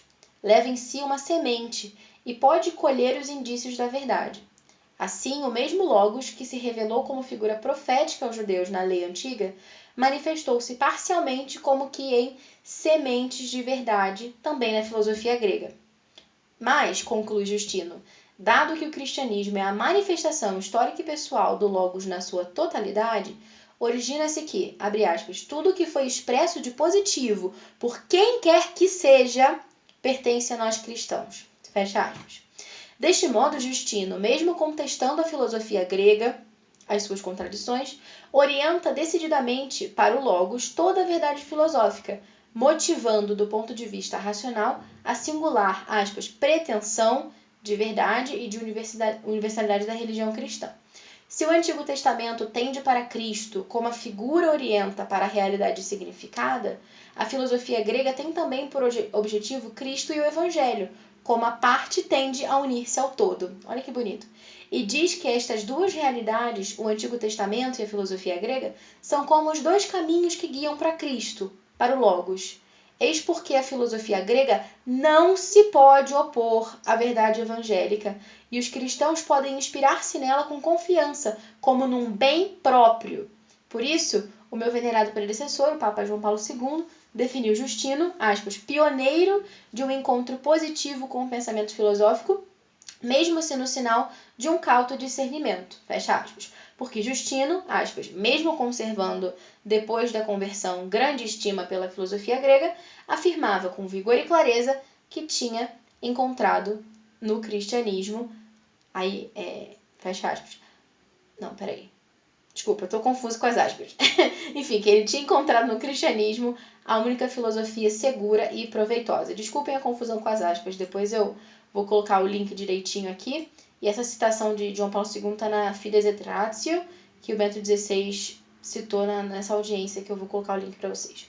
Enfim, então, né, essas semelhanças, né, longe de nos fazer perder a fé e essas coisas, né, elas têm que reafirmar a nossa fé, né? O Lewis, ele falava isso, né, que ele escreveu aquilo, né, when myth became flesh, né, que é um pouco brincando, né, com, né, quando o verbo se fez carne, ele fala, é quando o mito se fez carne. Então, enfim, o mito não no sentido de algo mentiroso, né, como a gente falava, mas o cristianismo é o mito verdadeiro, né, e é por isso que a gente encontra esses fragmentos, essas coisas um pouco mal contadas que têm semelhanças, né, com a história do Evangelho. Então isso é muito incrível. É muito bonito, né? Ele fala que o cristianismo, né, é a verdadeira história que dá sentido a todas as outras histórias. Aí você tinha falado agora há pouco, né? E a grande história para a qual todas as outras histórias apontam. Então, todas as histórias, de fato, contam e recontam ao seu modo, de modo parcial e fragmentado, a história do cristianismo. Então, o cristianismo tem e todas as outras histórias buscam, que é esses opostos, né, de queda e redenção, né, de morte e ressurreição, de bem e mal, de vilão e herói, tudo isso está dentro do cristianismo. Então ele diz que o cristianismo tem, só o cristianismo tem de modo verdadeiro e absoluto, né, a alegria do final feliz. Todas as histórias apontam para um final feliz, mas o único final verdadeiramente feliz é o final feliz do cristianismo. Né? Ele diz que o cristianismo tem tudo que o coração humano deseja, porque tem sido contado, o cristianismo tem sido contado por aquele que é a satisfação do próprio desejo. Quando você entende isso, fala, isso aqui é muito verdadeiro, não tem como não ser verdadeiro, né? E as outras coisas, quando é verdade, não são uma ameaça, não estão no mesmo nível. Sim. E até, enfim, é isso que você estava falando, né, sobre, nossa, que só, enfim, né, o cristianismo a gente tem o final feliz, né, que falta para as outras histórias. Eu lembrei que nessa entrevista da Angelina Stanford, ela cita a questão do mito de Orfeu, né? E eu achei assim muito impressionante, porque, gente, isso é incrível, é de arrepiar o negócio, porque ela vai falando assim, né? Olha só, né? Orfeu é filho do rei, né? E é metade homem, metade Deus, né? Isso aqui claramente a gente já vê uma figura, né, bastante parecida com o cristianismo. Claro que Jesus não é metade homem e metade Deus, né? Ele é perfeito homem e perfeito Deus, né? Totalmente homem, totalmente Deus, assim, né? Completo, não é que seja metade. É filho do rei, né? No sentido de ser filho de Deus Pai. Enfim, então ele já tem uma semelhança. Aí o Orfeu, né, que tem essas características, ele se casa e logo depois, né, do casamento dele, a mulher é atacada por uma serpente no calcanhar. Qualquer semelhança com o Jardim do Éden, enfim, né? Não é mera coincidência. E depois, e ela morre, né, com esse ataque da serpente. E assim, né, gente, né, muito parecido, né? Porque no Éden também, né, Cristo perde a noiva para a serpente, né? Enfim, né, a igreja é a noiva de Cristo. E Cristo vai até a mansão dos mortos e nos resgata e nos desposa, né? Se a gente vai ver lá, né, no Apocalipse, termina lá, né, com as núpcias do Cordeiro, né, o grande banquete, a grande festa de casamento. E, enfim, e o Orfeu também, né? O Orfeu, ele perde lá a esposa dele para a serpente, e vai pro Hades resgatar a mulher. Olha isso. Que é lá, né, o mundo subterrâneo, tudo. Até enquanto você estava falando aquela história, né, de não deixar essa mitologia tomar o leme, né, levar o barco da nossa vida, eu fiquei pensando, né, que o barco que tem na mitologia grega vai para um lugar que não é bacana. Não. No próprio. Enfim. Então ele vai lá pro Hades, né, resgatar a mulher. E ele persuade, consegue convencer o Hades lá a deixar ela embora. Só que o Hades até fala, beleza, ok, você pode levar ela, só que você não pode olhar para trás, porque se você olhar para trás, você vai perder a sua esposa. E aí eles estão lá e tal, e quando estão bem perto de sair, enfim, ele olha para trás, enfim, só há tempo de ver, né, que ela seja arrancada dele. Enfim, ele falha. E aí a mensagem que isso tem, né, pra gente, né, que, ou seja, não tem final feliz, né, só na história de Cristo que tem final feliz, porque o homem pagão não pode salvar-se, né. E aí o que eu acho mais incrível, assim, de tudo é que a Angelina, quando ela comenta isso, ela cita um comentário que o Platão teria escrito sobre isso, né. Eu não achei a referência de onde está esse comentário do Platão, mas ela disse, enfim, que ele escreveu isso, eu acredito, e que ele diz o seguinte, né, que a razão pela qual Orfeu falha em resgatar sua esposa é que ele tenta resgatá-la sem querer morrer. A única forma de resgatá-la da morte seria ele mesmo morrer, né? Ele mesmo dar a sua vida. Então, olha que incrível, né? E é assim que Jesus Cristo salva sua esposa da morte eterna, né? Morrendo por ela.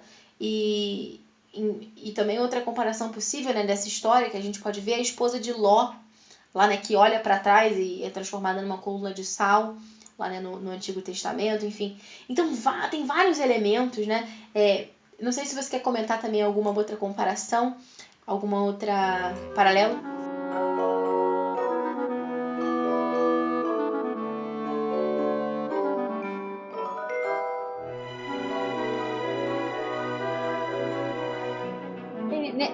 Nessa própria, quando inverter nos papéis, né? Mas essa questão do olhar para trás, né? Tipo, quem olha para trás não é digno de mim. Olha só! Quem olha para trás não vive comigo, não é, Olha morre, só! perde a vida de alguma maneira. Bem, na verdade, essa história do Orfeu e Eurídice de todas é a minha favorita na mitologia grega e me lembra também muito, guardadas as devidas diferenças,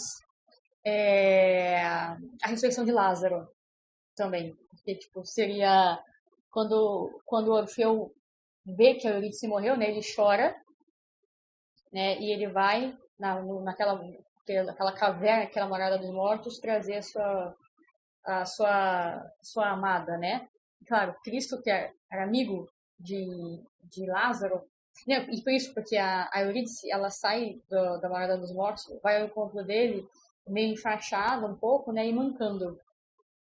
Então, Cristo, quando ele tem o conhecimento da morte de Lázaro, né? Ele chega lá, ele chora também, e manda, e chama, né? E Lázaro vem, né? E ele vem também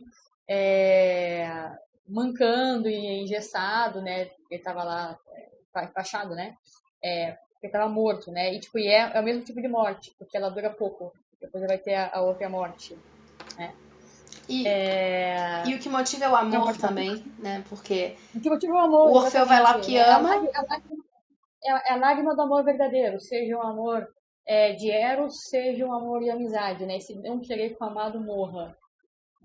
Enfim, uma outra coisa também que a gente estava, enfim, né, comentando tal sobre isso, não é uma semelhança assim, né, que a gente encontre no Evangelho, mas é muito incrível, né, como que na Idade Média muitos cristãos, né, como a gente está falando, a gente tem uma grande tradição, né, disso, muitos cristãos escreveram sobre a literatura pagã e foram encontrando nela esses paralelos com o cristianismo, né? O Boécio falava disso. Enfim, uma outra figura emblemática também quando a gente vai ver na Divina Comédia, né, a figura de Virgílio, que é ali um pagãozão, né? O pagão, né? No sentido, assim, né? Tipo, né? Porque ele era muito bom e tal, né? Apesar de ser pagão. Então, é o Virgílio, né? Pagão, guiando Dante, que é cristão, na Divina Comédia, né? Vai Virgílio guiando Dante ali, né? Por tudo aquilo ali, né? Pelo inferno e tal, pelo purgatório.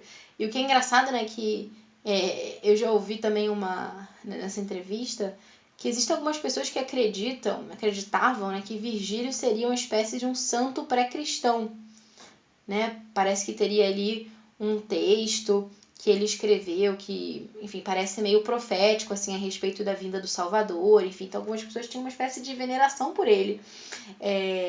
E aí, por isso, né, por ele ser esse ícone, Dante pega, né, o autor, né, Dante, coloca o Virgílio como aquele que vai guiar o Dante, personagem, até a porta do céu. Por quê? Porque ele não vai entrar no céu com o Dante, mas ele só leva até a porta. E isso é uma imagem, né, que mostra pra gente, né, que os pré-cristãos, eles apontam para Cristo, mas que isso não é suficiente, né, porque o que vai dar a verdade completa é o cristianismo. Então a Angelina cita, né, que existem catedrais, mosteiros, né, em que a gente vê estátuas, pinturas do lado de fora, né, de Aristóteles, Platão, Homero, só que é só até a porta, né? Deus usou muitos instrumentos, né? Enfim, né? Até as rochas, até as pedras clamam.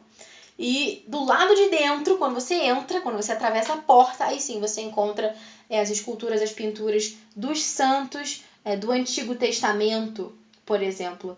Né? Então, olha que coisa interessante, né? Essa questão, né, da literatura pagã, da mitologia, né? De toda essa narrativa, como aquilo que nos aponta para a verdade de Cristo, né? Mas algo que não supre, né? Que não é suficiente. Então, isso é muito interessante.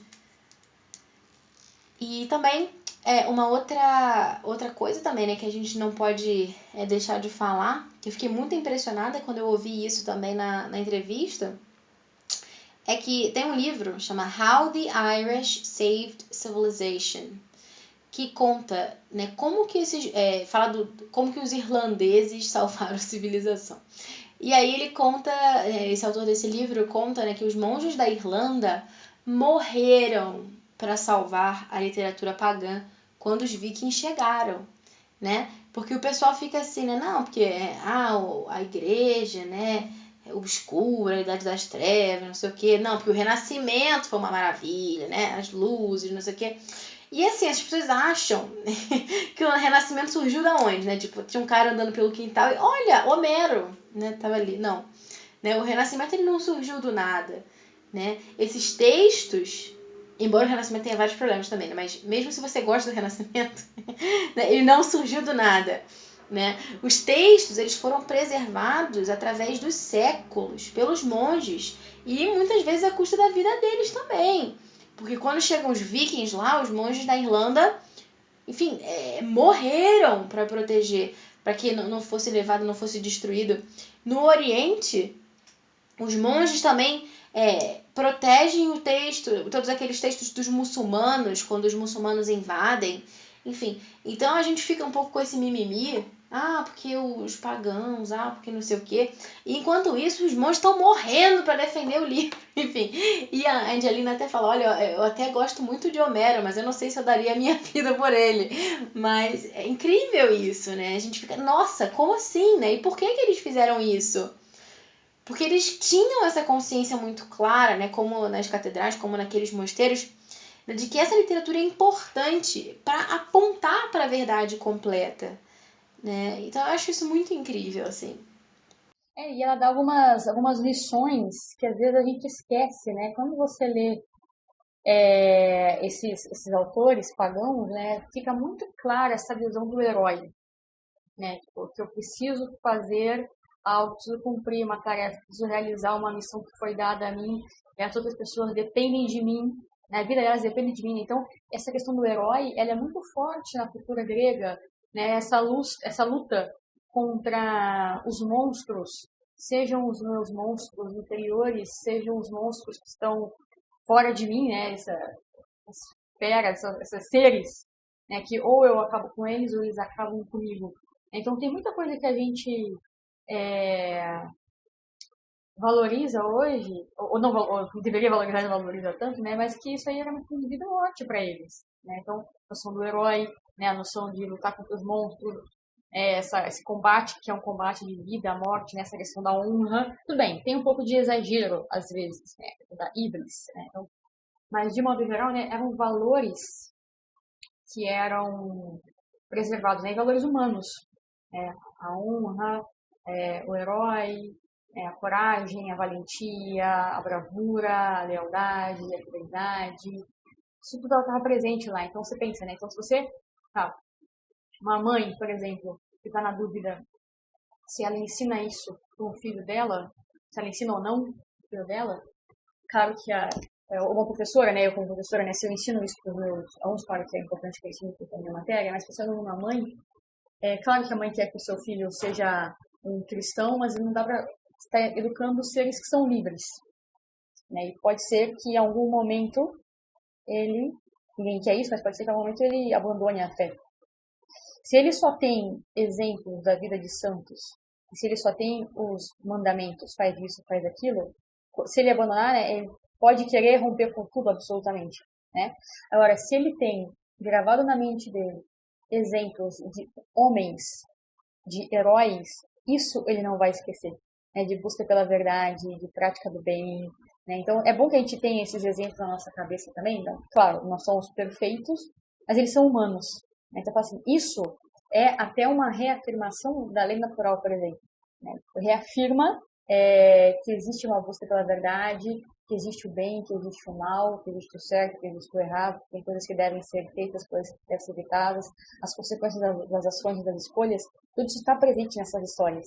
Né? Então isso dá até um reforço e um argumento a mais, né, na veracidade do que é ensinado. Né? Isso não é esquecido. Sim, isso que você falou é muito importante, né? Porque a gente vê às vezes, né, muitos adolescentes que, enfim, né, querem romper ali, né, com um pouco aquela referência dos pais, né? Porque as crianças pequenas têm os pais como referência e depois os adolescentes vão crescendo e digamos, né, que para reafirmar a sua própria identidade, não como alguém, eu não sou meu pai, eu não sou minha mãe, eu sou um outro, né? Eu sou um terceiro aí nessa história. Muitas vezes eles vão se opor aos pais. E é até engraçado isso, que antigamente era assim, né? Tipo, você tinha aquela família, margarina, todo mundo bonitinho. Aí o cara quer ser rebelde, o que ele vai fazer? Ele vai ser hippie. Né? Vai, sei lá, começar a fumar maconha, deixar o cabelo crescer, umas coisas assim.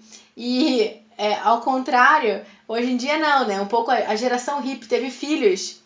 Então o pessoal revolucionário é a galera que vai na missa todo dia, usa véu, piedosamente aprende latim, se preocupa se deve ler mitologia grega ou não. Então, isso é revolucionário hoje em dia, né? Então é engraçado. Mas enfim. E claro que muito bom a gente rezar, a gente ter uma vida de piedade e tal. Mas enfim, é engraçado, né? A gente vê isso nos adolescentes, assim, contrapondo aquilo que eles viram nos pais e tudo. Então, então, isso que você falou tem todo sentido, né? Porque quando a gente não acho que essa questão, né, de você apresentar esses exemplos humanos, assim, né, de heróis e tal, pré-cristãos, é uma forma também de você, de alguma forma, não vincular. Por quê, né? Não é porque eu sou cristão, porque eu sou religioso, não sei o que eu não vou roubar, que eu vou enfim, que eu não vou ser um covarde, que eu não vou ser um babaca, essas coisas. Não, é justamente porque tá inscrito na lei natural, né? Faz o bem e evita o mal. Então, jovenzinho, se você quiser dar louca e começar a ser hippie por aí, e quiser abandonar suas origens, não quer mais ser cristão e tal, isso não significa que você vai sair por aí sendo um imoral, desrespeitando as pessoas, desrespeitando o seu próprio corpo, enfim. Porque isso é lei natural, né? Não é porque está na Bíblia necessariamente que você tem que fazer. Porque a lei natural tá aí para todo ser humano. Então, isso é uma forma também, né, de... E eu também, outra coisa que eu acho meio perigosa, né, de você só dar exemplos de santos, de cristãos e de tudo associar, né? Tem algumas pessoas que às vezes, até assim, não, em todas as matérias, que a gente for estudar tem que ter alguma coisa relacionada com religião e necessariamente assim. Mas o que eu acho claro, né? Todo conhecimento vem de Deus. E isso é uma coisa muito boa e muito bonita. Até tem um quadro, né, muito legal, que eu vou deixar referência para vocês, né, que mostra assim, né, o Espírito Santo, né, desce o Espírito Santo, e aí vem embaixo, né, as figuras representando as artes liberais, enfim, é tudo bem interessante assim, né, essa visão. E era até um quadro muito frequente nas escolas da Charlotte Mason, que eu sempre falo aqui. Mas enfim, às vezes, claro, principalmente assim no ensino de história, eu acho muito legal, né? Você fazer referências com a história da igreja, com a história do cristianismo, porque os santos foram pessoas que transformaram as suas épocas, né? Que coisa boa você entender um período histórico entendendo a vida de um santo, que coisa fantástica, né? Enfim, e você vê também, enfim, puxa vida, eu vou estudar ciências, que coisa boa a gente vê, né? Como o universo funciona seguindo uma lógica perfeita. Você pode até entrar nas vias de São Tomás e ver que tem que ter alguma inteligência por trás desse mundo inteligível. E tudo isso, ótimo, bacana. Mas quando a gente só fala, né, de religião e enfim, né, da vida dos santos e tal, acaba que às vezes, de repente, se a criança não gosta de matemática e na aula de matemática ela só conta as nuvens dos anjinhos, por exemplo, ela vai pegar raiva do anjinho. Coitado, né? Então a gente acaba fazendo assim, pobre criança, né? Às vezes se ela não gosta de uma matéria, ela vai pegar um certo desgosto pela fé também, ou pela religião, porque tá tudo meio que misturado ali e você acaba banalizando também, né? Porque toda hora, né, você perde até um pouco o sentido de sagrado, né, que é aquele momento especial em que a gente vai falar sobre isso, nossa, e tal, enfim. E a coisa fica meio assim. E o mundo é bom, né? Exato! Não tem, tipo, ver a ordem do mundo, entender as coisas assim, porque as coisas são boas, né? Tipo, é um mundo decaído, mas é um mundo bom, assim, né? Tipo, é bom, mas tá decaído, né? Mas é bom, assim, né? Então, tipo, também aprender a valorizar as coisas que são boas do mundo. Sim, enfim, tem até essa. Eu, eu sempre fico brincando, né, quando eu falo desse assunto. Tudo bem, gente, vocês querem contar nuvenzinhas dos anjinhos? Ok, mas por que não contar maçãs, por exemplo, bananas, pesos de porta, qualquer coisa? Enfim, né, que sejam neutras. Não tem nenhum problema, né? Tipo, não, ou eu vou contar, sei lá, uma coisa absurda, maligna, ou eu vou contar nuvens de anjinhos. Não, assim, vamos contar, né? Gente, Quantos anjos cabem na cabeça do alfinete, né? quantas coroas tem na coroa de Nossa Senhora, essas coisas assim. Enfim, e que eu acho que assim, é uma banalização e que, enfim, que fica forçado, né? E, enfim, eu respeito também, né, a posição de quem, enfim, opta por isso, mas não é a minha opção. E, enfim, né, aqui eu tenho também liberdade de falar com vocês sobre isso. E, enfim, mas é um outro, até um texto bem legal que eu vou indicar para vocês lerem também. É uma homilia de São José Maria Escrivá, que ele fala assim: amar o mundo apaixonadamente, é o título dessa homilia. O que é muito legal, né? Porque a gente, enfim, se acostumou tanto a ter uma visão negativa, né, sobre o mundo, de uma forma geral, né, sobre tudo que tá aí fora, né? E que a gente não pode ser assim, né? Porque Deus, quando criou o mundo, né, voltando lá, né, pro que a gente falava, né, do Éden, ele viu que era bom, né? Ele dizia, fez a água e fez os astros, tudo, e viu que era bom. E viu que era bom. E viu que era bom. Se Deus tá falando que é bom, quem que é você, cara pálida, pra falar que não é, né? Enfim, não vamos discutir com o Criador. Né? Mas, enfim. Isso que você falou do herói também, uma outra coisa que eu tinha anotado pra comentar, é que o engraçado é que assim, né, que a maioria dos heróis tem essa figura assim, né, meio homem, meio deus, filho de um rei, ou seja, é sempre alguém com essas características todas especiais que nos resgata. Então os gregos, eles já intuíam que era necessário, né, que tivesse alguém, né, que fosse ao mesmo tempo Deus e ao mesmo tempo homem, para unir Deus e o homem. É claro que isso não é uma imagem fiel da encarnação, como a gente estava falando. Cristo é totalmente humano, totalmente divino, não é metade, não, né? E depois de Cristo, né, depois que Cristo vem, essa figura, esse herói, meio homem, meio Deus, ele desaparece. Agora os heróis, eles são normais, são pessoas comuns. Eles são especiais, sim, mas não porque eles são filhos do rei ou porque eles são metade de Deus, não. Mas por causa das suas virtudes. Aí você vai ter o código de cavalaria, por exemplo. Enfim, você não vai ter essas características divinas, assim, mas você vai ver essa questão da busca, né, por ser um ser humano melhor, a exemplo de Cristo, né, que é o homem perfeito. Eu li até um livro ontem que falava isso, de que, né, se você pensa no homem ideal, né, no homem perfeito, né, não tem como não pensar em Cristo, né, não pensar em ti, que era assim, falando em ti no sentido de Deus, né, de Jesus. E isso, né?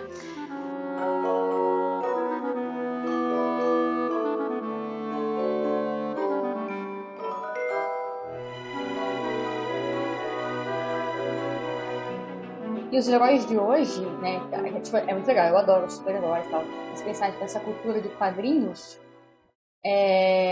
eles, tirando o Batman e o Homem de Ferro, que são homens, né, sem superpoderes, só são milionários e inteligentes, todos os outros têm um tipo de anomalia, né, tipo, são de laboratório, alguma coisa, tipo, são de outro planeta, essas coisas assim, né, então você olha e vai assim, cara, eu nunca vou ser isso. Tipo, eu nunca vou ser a Mulher Maravilha, porque eu não sou uma Amazona, entendeu? Tipo, eu acho que é muito, muito legal, mas não, tipo assim, não é um modelo pra mim, então eu não posso ser. Então, a gente vive hoje um pouco de ausência de heróis. E não tem como eu almejar ser. Então, essa cultura de quadrinhos é uma cultura órfã de heróis. Não tem como eu querer imitar uma coisa que eu nunca vou ser. Então, E ao mesmo tempo reflete um pouco essa sede, né, que a gente tem de ter alguém que nos salve, né? De ter um certo elemento transcendente, essa visão de tem que ter alguém exatamente. superior a gente Exatamente. para ajudar a galera.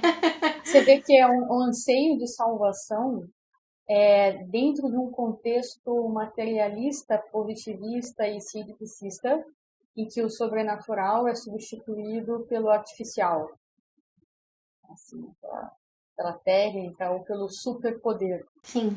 Né? Então, você vê que o desejo continua, mas a resposta está muito limitada.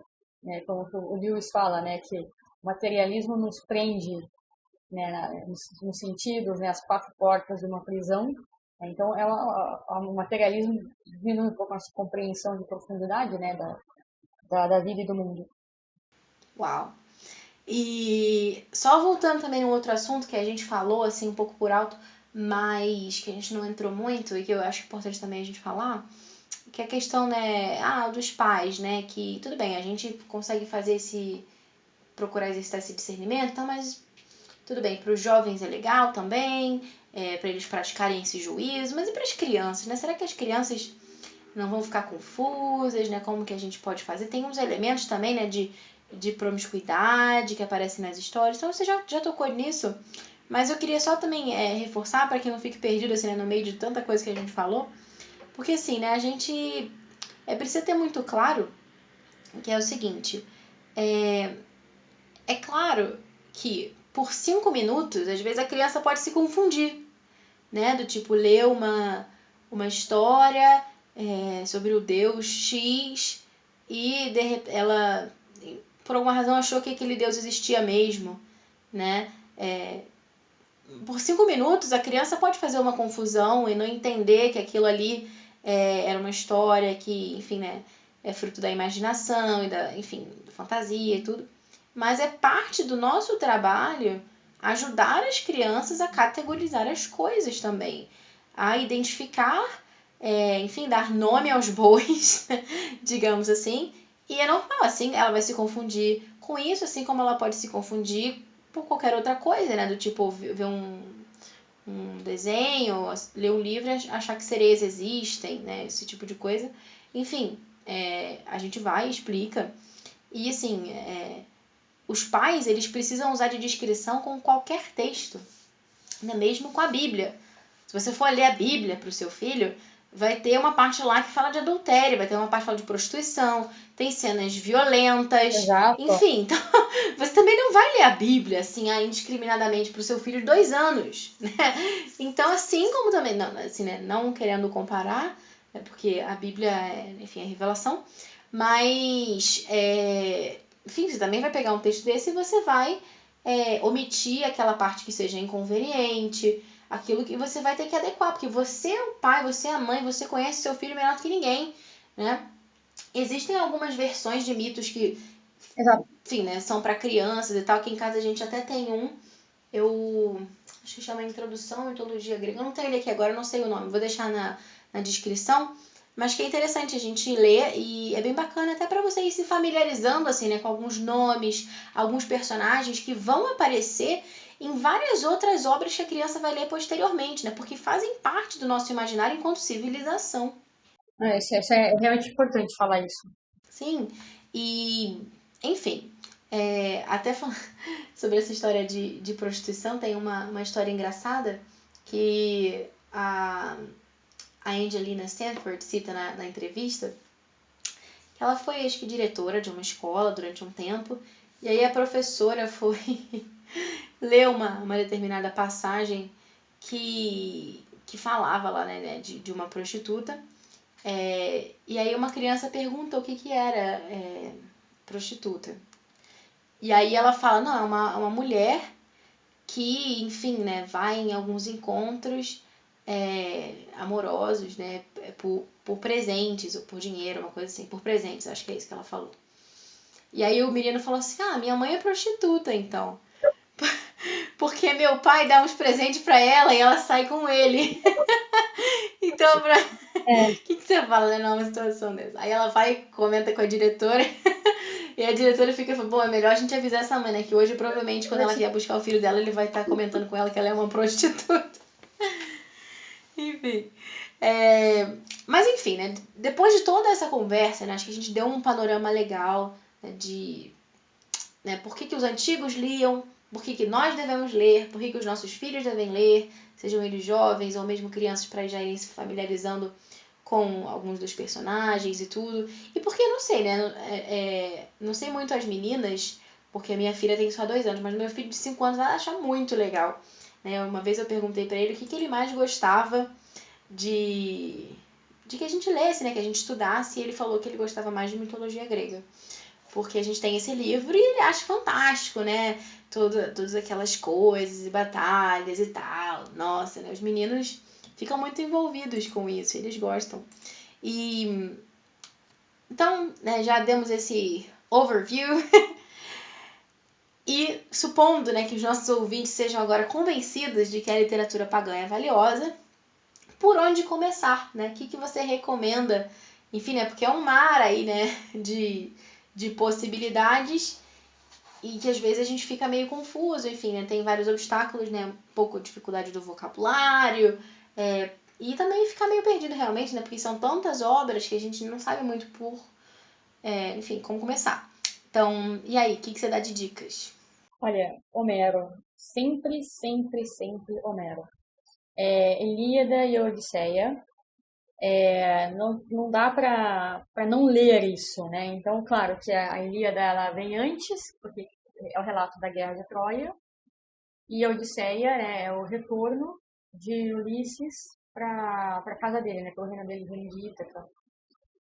Bem, muito particularmente, eu prefiro mil vezes a Odisseia, a Ilíada. Eu li antes a Odisseia, né? Então, assim, alguns detalhes não fica faltando tanto, assim, porque são histórias diferentes, é uma continuação, mas dá para ler. Então, assim, como a Ilíada, desculpa, a Odisseia é mais interessante, ela é mais atrativa, ela é mais envolvente, e a Ilíada é um pouco mais exigente, um pouco mais cansativa, se começar pela Ilíada pode desanimar, assim, tá? Tipo, nossa, chato, tá? Então, talvez é o processo que eu fiz e que eu recomendo que as pessoas façam e elas aproveitam dessa maneira, de algumas pessoas não concordam com isso, mas, enfim, cada um escolha como que quiser fazer, comece por Homero, né? Se quiser seguir a ordem, ler Odisseia, ou ler primeiro a Odisseia para ficar bem envolvida na história, né? Você sabe o final da história, depois você vai ler o início, né? Com mais sede. Mas começa por Homero. Começa por onde, né? É tipo Star Wars, Exato, é tipo isso. que lançam primeiro o Eu filme, consegui o começar no último, e depois sétimo, vai né? Que é o contar o que aconteceu quinto, no início. Não, isso é legal, porque tem muita coisa de mitologia grega em Star Wars também. Mas isso é interessante, né? Eu tava, enfim, até por uma dica da Lari, eu tô tentando ler a Ilíada, gente, tentando. A tradução que eu tô lendo é do... Deixa eu pegar o nome certo aqui, pra não dar problema. Calma aí. Carlos Alberto Nunes. Isso! É melhor. Enfim, É o melhor. essa tradução que eu tô lendo é do Carlos Alberto Nunes. Eu pedi dica num grupo de amigos e me recomendaram a dele e eu achei ótimo, porque recentemente eu tinha procurado na Amazon, porque me disseram que estavam com vários livros com preço bom e tal, tipo R$1, uma coisa assim, e eu peguei um pepino em forma de Ilíada, que não dá pra entender absolutamente nada. Se o livro desse, né, que a gente tava falando, já é difícil, esse outro era muito incompreensível, era um negócio assim de outro mundo, nem parecia português, assim, era assustador. E aí minha primeira impressão foi devastadora. Mas depois com essa outra tradução, a coisa já, não, peraí, aqui já dá pra começar a conversar. E eu comecei, eu comprei a Ilíada primeiro, não sabia dessa sua dica da Odisseia. E agora eu já tô lendo a Ilíada mesmo, vambora, né? Mas uma dica que me ajudou, até que você falou, foi ouvir, né, assistir, ouvir na verdade, né, porque é só o áudio que tem no YouTube, aquelas palestras do professor Munir, né?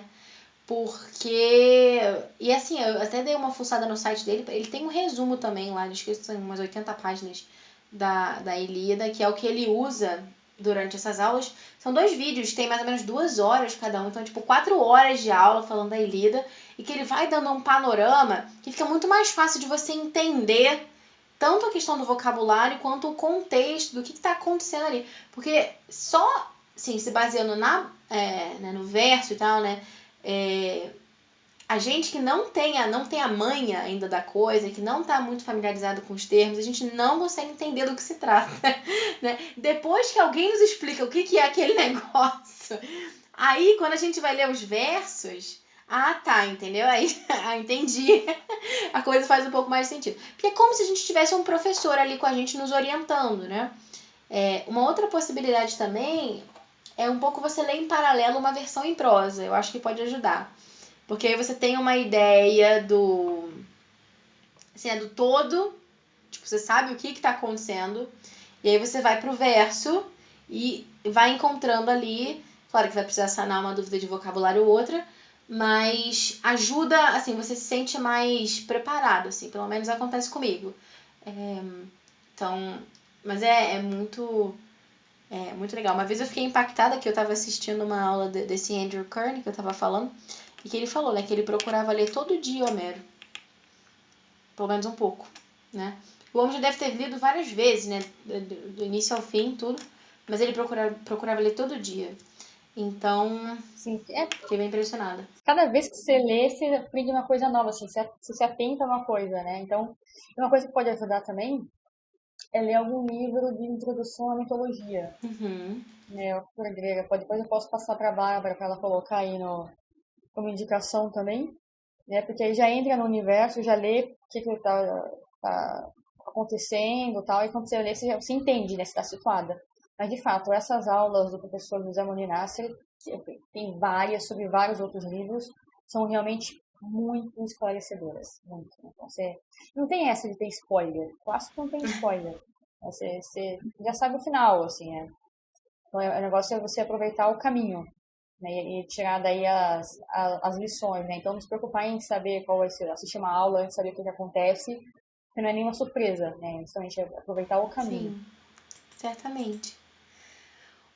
Muita coisa pra gente, enfim, né, ponderar e refletir.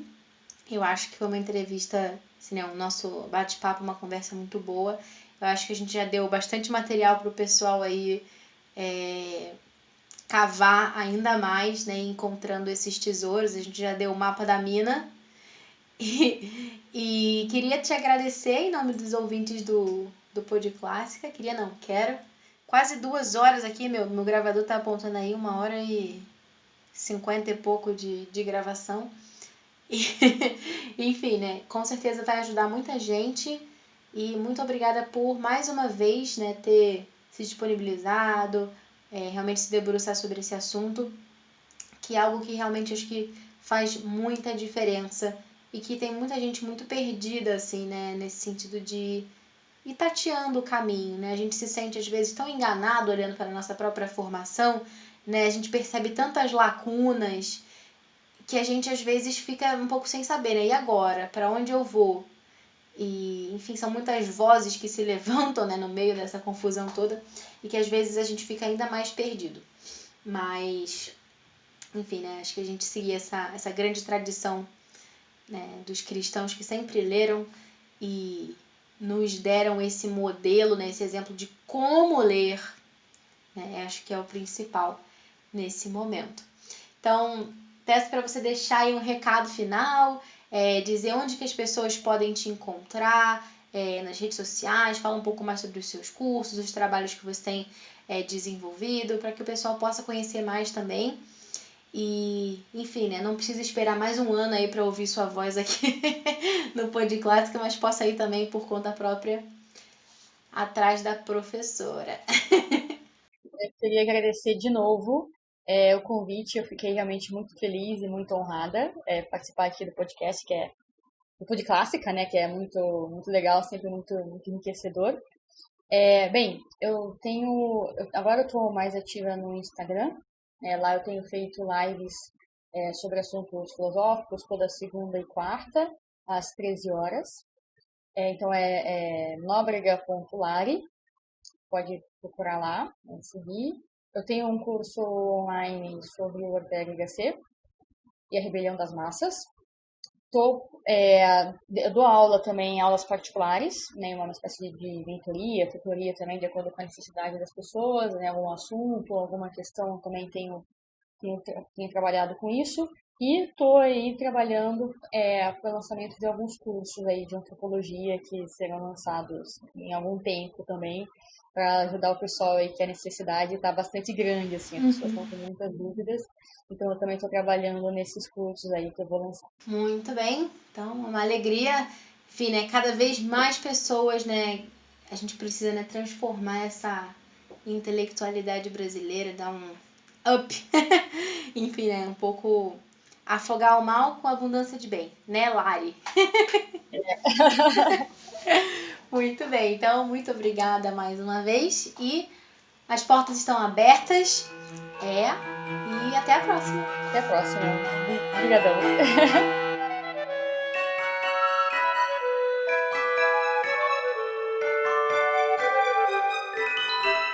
Você ouviu o Pod Clássica, segunda temporada, episódio 31. Este é o último episódio da segunda temporada do Pod Clássica. Você pode encontrar todos os links, referências na descrição desse episódio.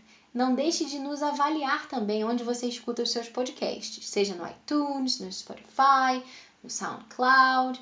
Deixe lá sua avaliação, deixe o seu comentário, porque isso nos ajuda também a ter mais visibilidade, a conseguir chegar a mais pessoas. E se você gosta do nosso trabalho e quer nos ajudar a continuar com o Pod Clássica, mantenha o podcast no ar. Ajude-nos com, a partir de R$1 mensal, acessando apoia.se/podclássica.